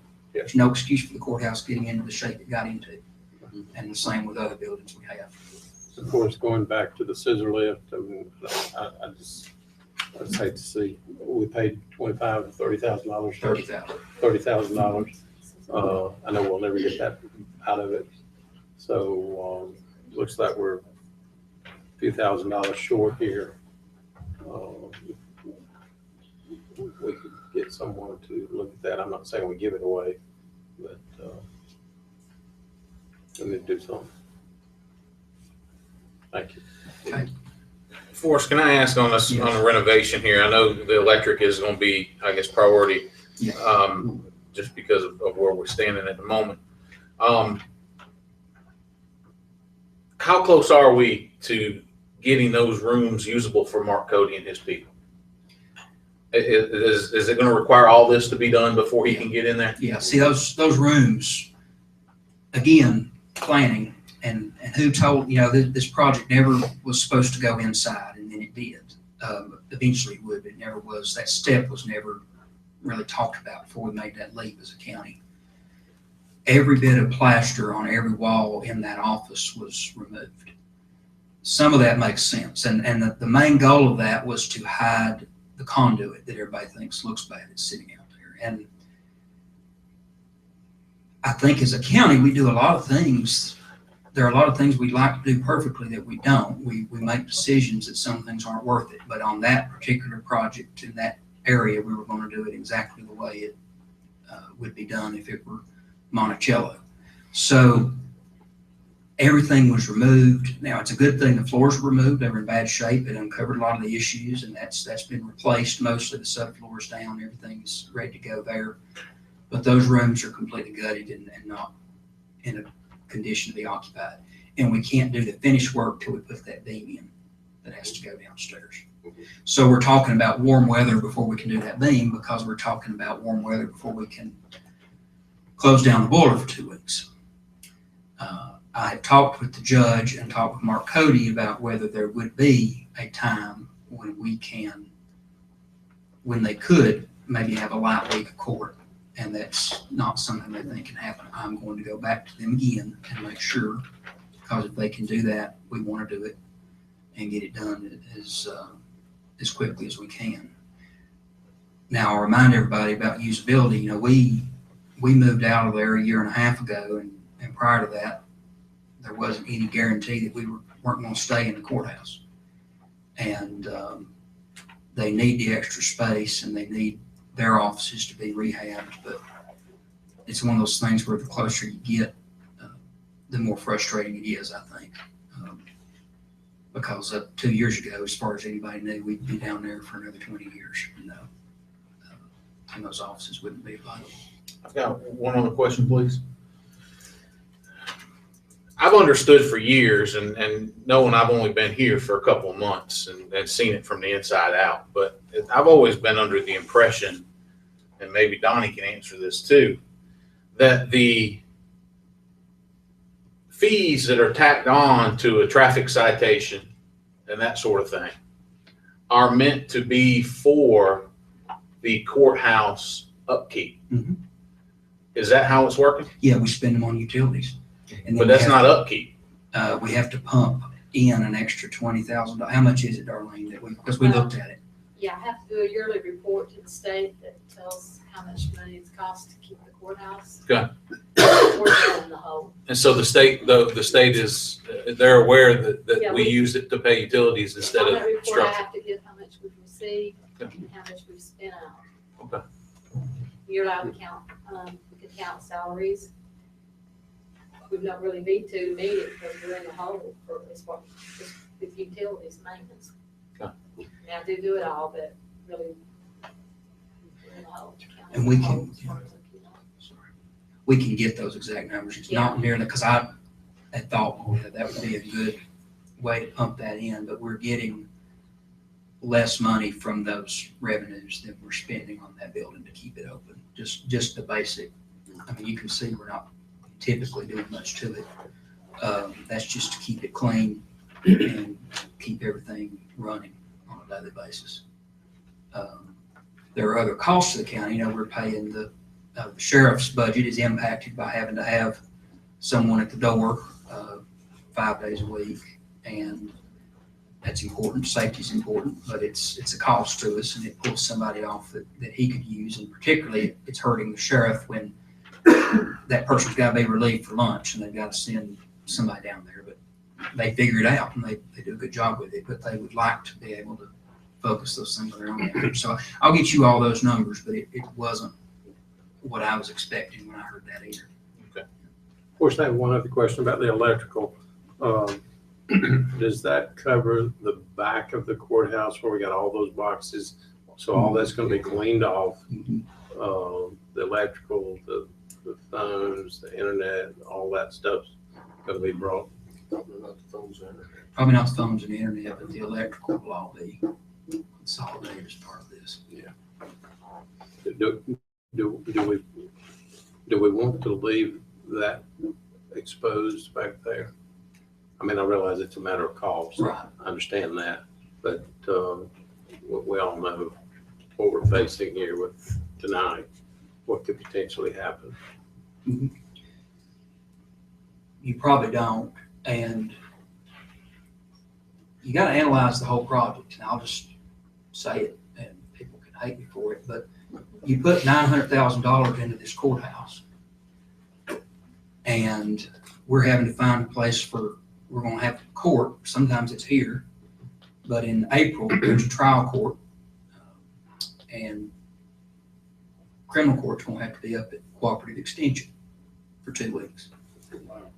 And Judge McIntyre has been saying, he's very patient, very reasonable.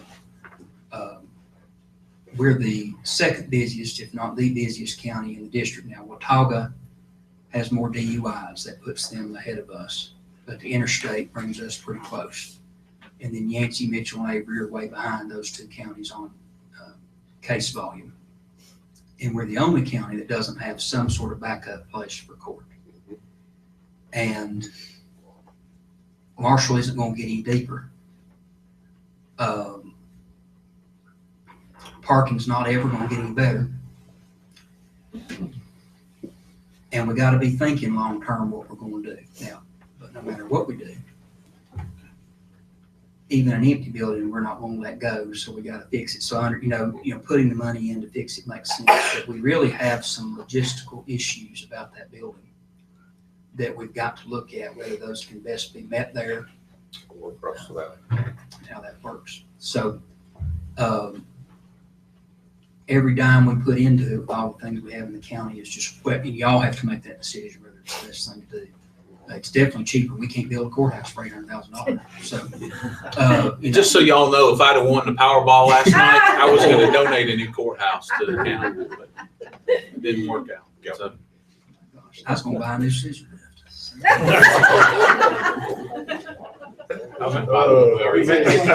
Make you a deal on a nice unit. Might have to jump it off. But air in the tires. Good guess. All right, we have the money for the electrical. We'll continue to figure out the boiler situation and analyze options, but timeline wise, electrical is what we can start with anyway. So those will coincide. So we'll get going on that. I actually think I covered everything general update wise already. If y'all have any questions about anything, let me know. I think you did a good job. Thank you, Forrest. Thank you. Thanks for. Thank you.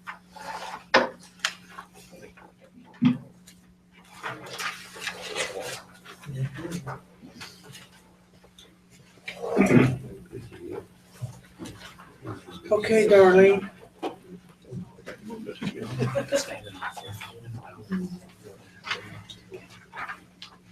Forrest, good job.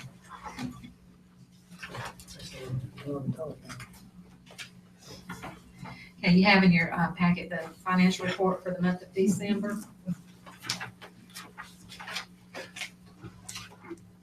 Of course, at this point, we should be at 50%.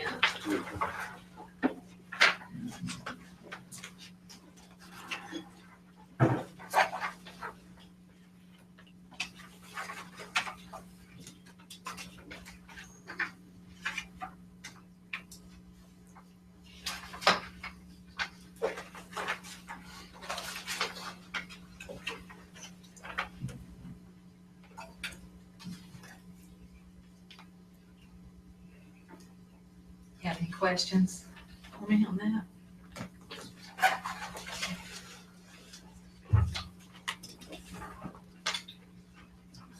Darlene, on transportation, the administration section at 59.27. Is that something should be concerned about? Are you, which page are you on? I'm on the second page. No, because I think what's happened on that is that we have to allocate the salaries out, and I don't think that they had given me the sheets to move salaries from transportation operating. Our system only allows you to be in there in one department, and there's several employees in transportation that their salaries have to be divided out. And I know that I didn't have them because I got them today. Oh, okay. Thank you. So I think it'll balance out. And the state foster care, we're just behind in getting our money from the state. Is that correct? Page 3 at the top.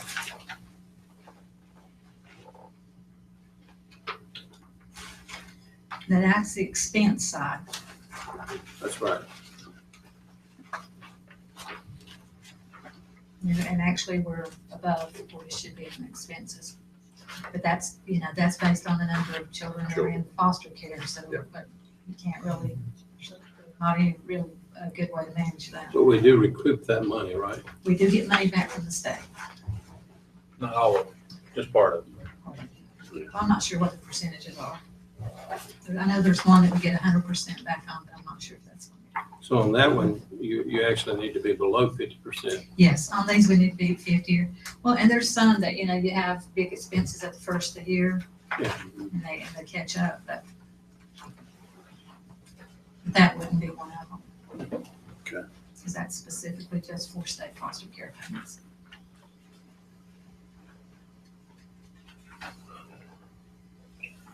Darlene, our invoices, what did we buy from Andy Shaw Ford for that much money? How many vehicles did we get for that? That is, Police that, you wouldn't believe the problem we have. We bought 2 vehicles.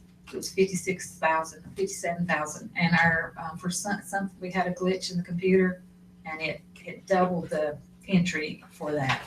Okay, so we haven't actually spent that. No. Okay. No. We've corrected it. I just didn't catch it on here.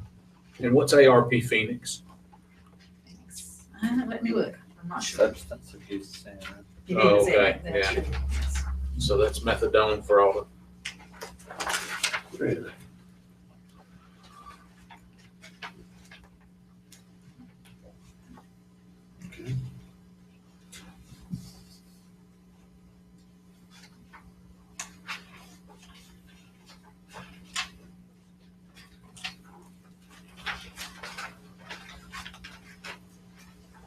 Forrest, we're in the process of doing any kind of energy efficient audit on our buildings to try to reduce the Frenchboro EMC. We're not, because we gotta have somebody to coordinate that. Okay. I think that's something we can get done with some of the changes. Thank you. Lakeway Recycling, is that our electronics? No. No, Lakeway Recycling is where we actually take the garbage to in Tennessee. They've got Okay. a funny name, but it's Lakeway Recycling. It's Waste Industries in Bowling, Tennessee. That's our major transport from our transfer stations. Yeah. Well, I knew that one was, and I wasn't sure. Very good. Thank you.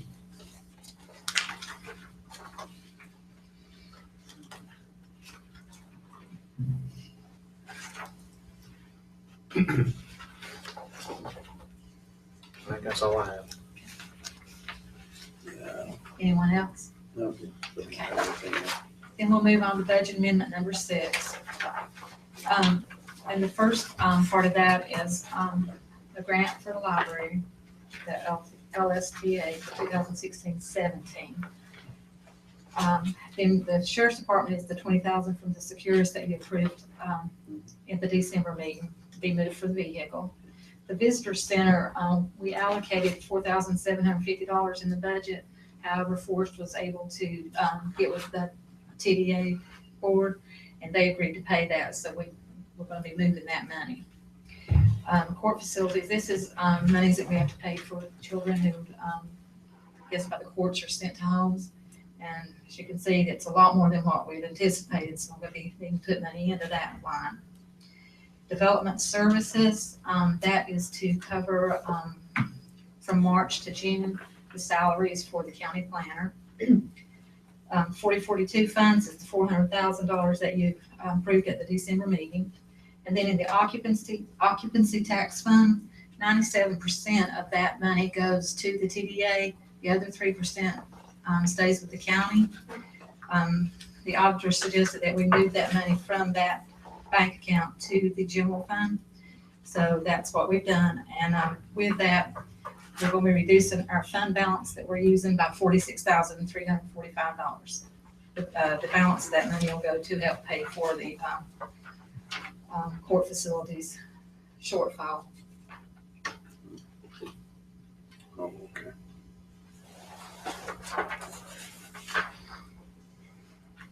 All right. Any questions or anything from the board for Darlyne on their budget amendment? Do I hear a motion to approve budget amendment number 6? So moved. Do I hear a second? I have a motion and a second for the budget amendment. All in favor of budget amendment number 6, raise your right hand. All opposed, right hand. Okay, the next item is the tax refunds and releases for the month of December.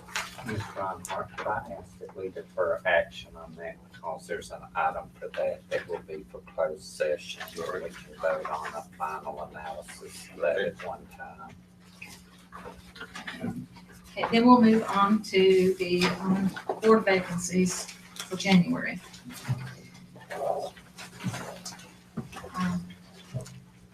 We have 3 vacancies for the nursing adult care home.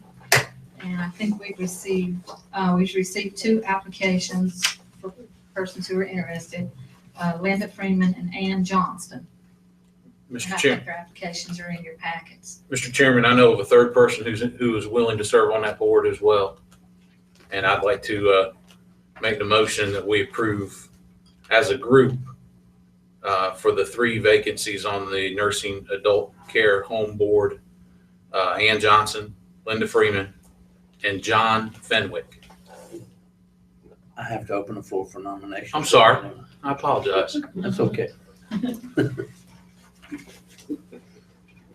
And who was the third one? The name was the third one? John Fenwick, Fenwick.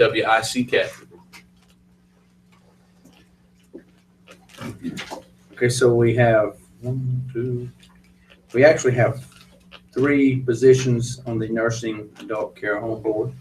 At this time, I will open the floor for nominations for the nursing adult care home.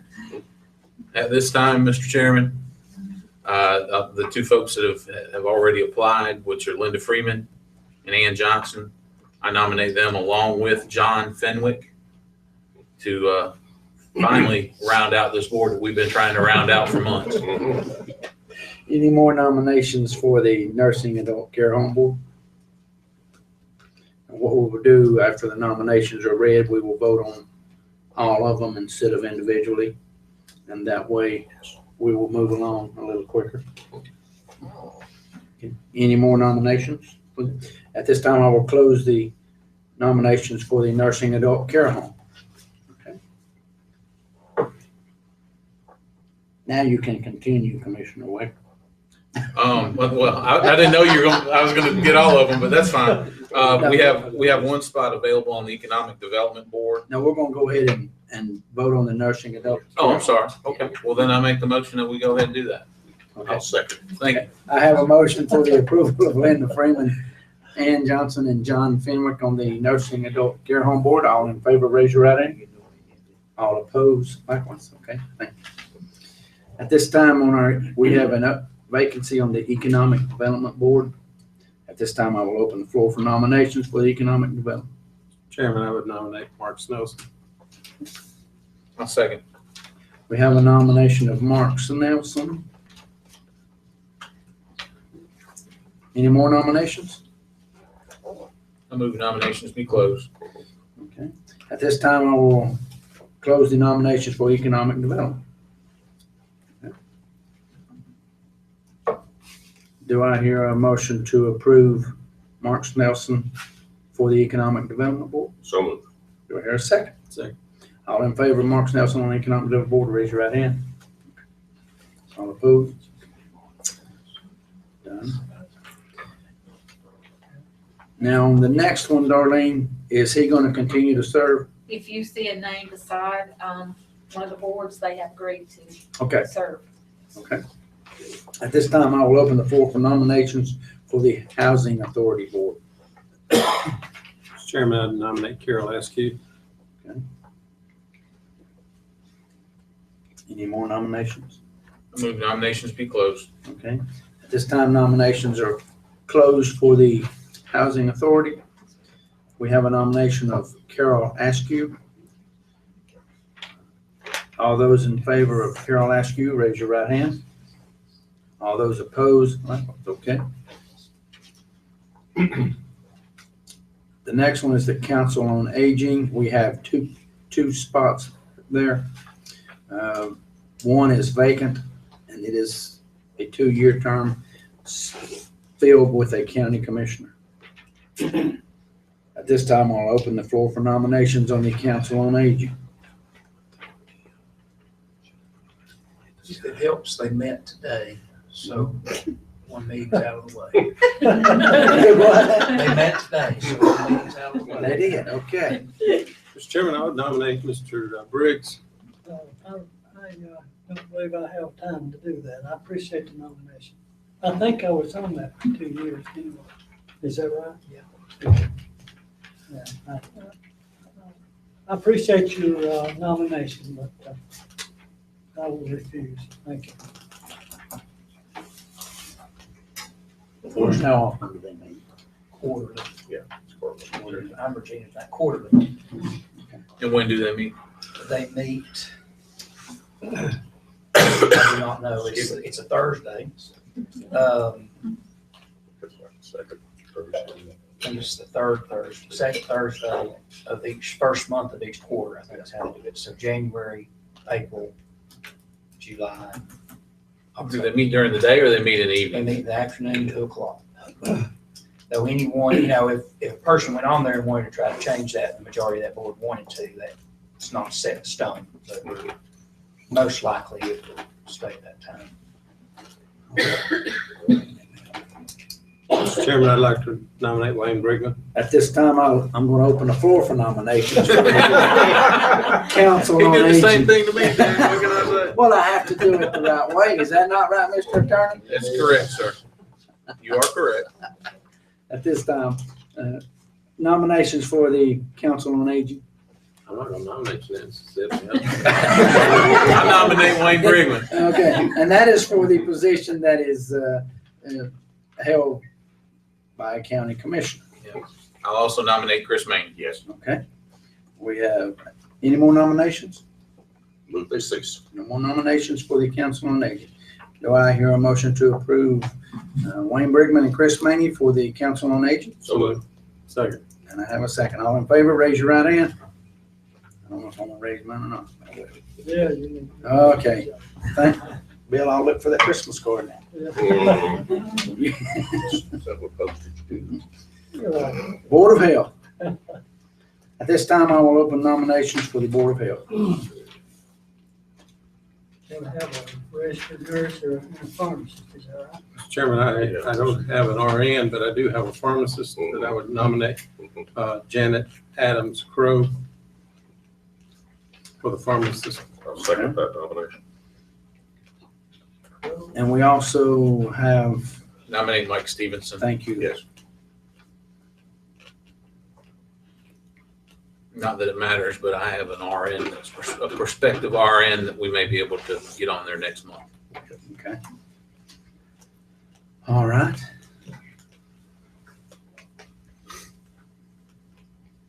Any more nominations for the Board of Health?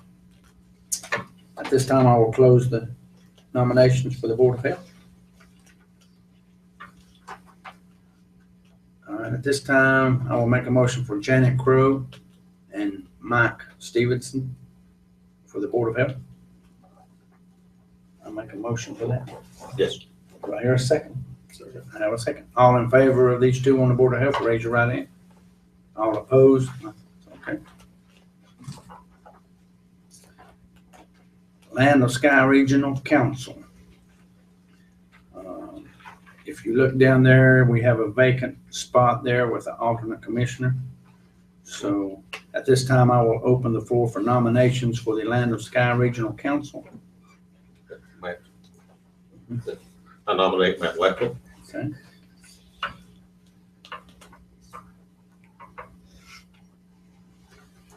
Make the motion, nomination cease. We have one more spot here, and I will nominate our county manager, Forrest Gilliam, for the alternate for the Land of Sky Council. I think we officially need to do the other two, do we not, as well? Nominate Wayne Brigman, stay on, Yes, all four. Okay. and Ryan Cody.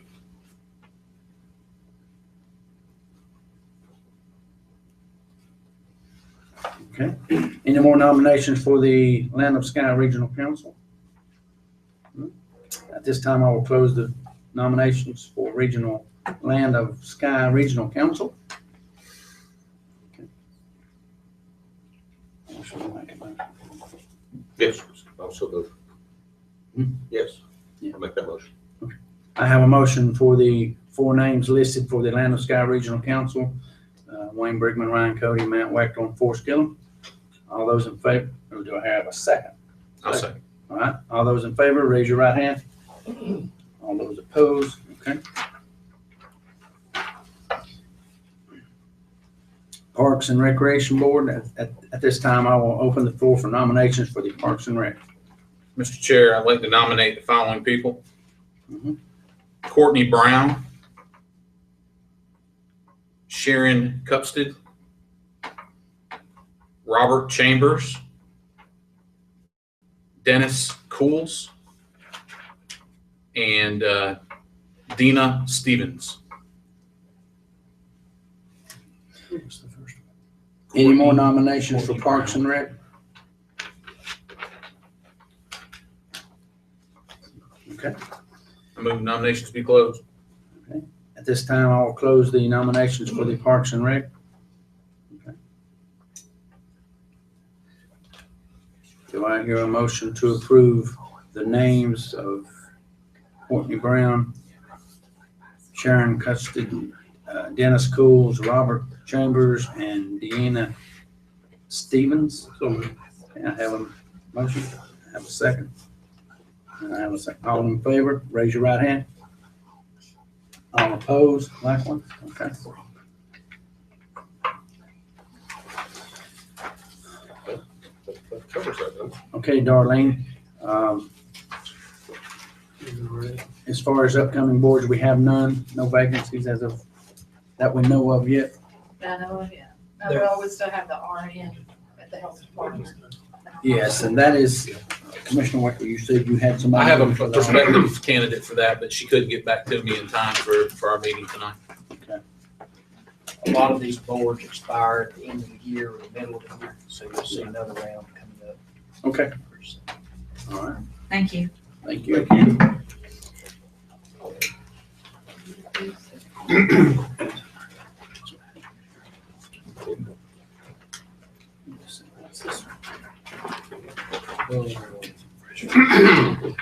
Good question. That's all.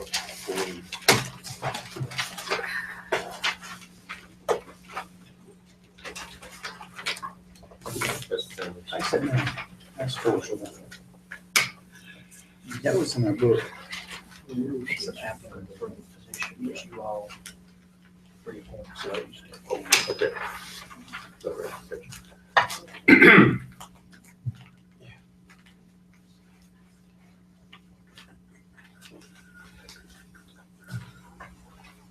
Okay.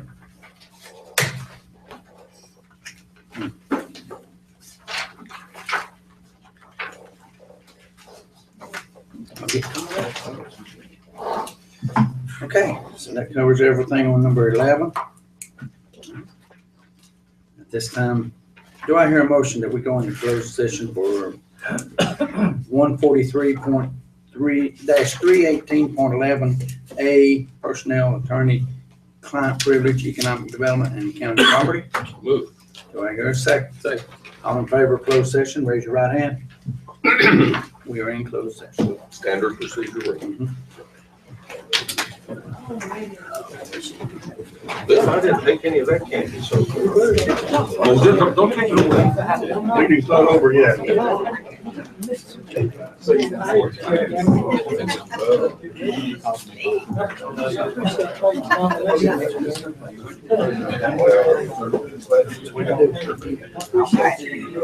I think you might be saving a lot of me.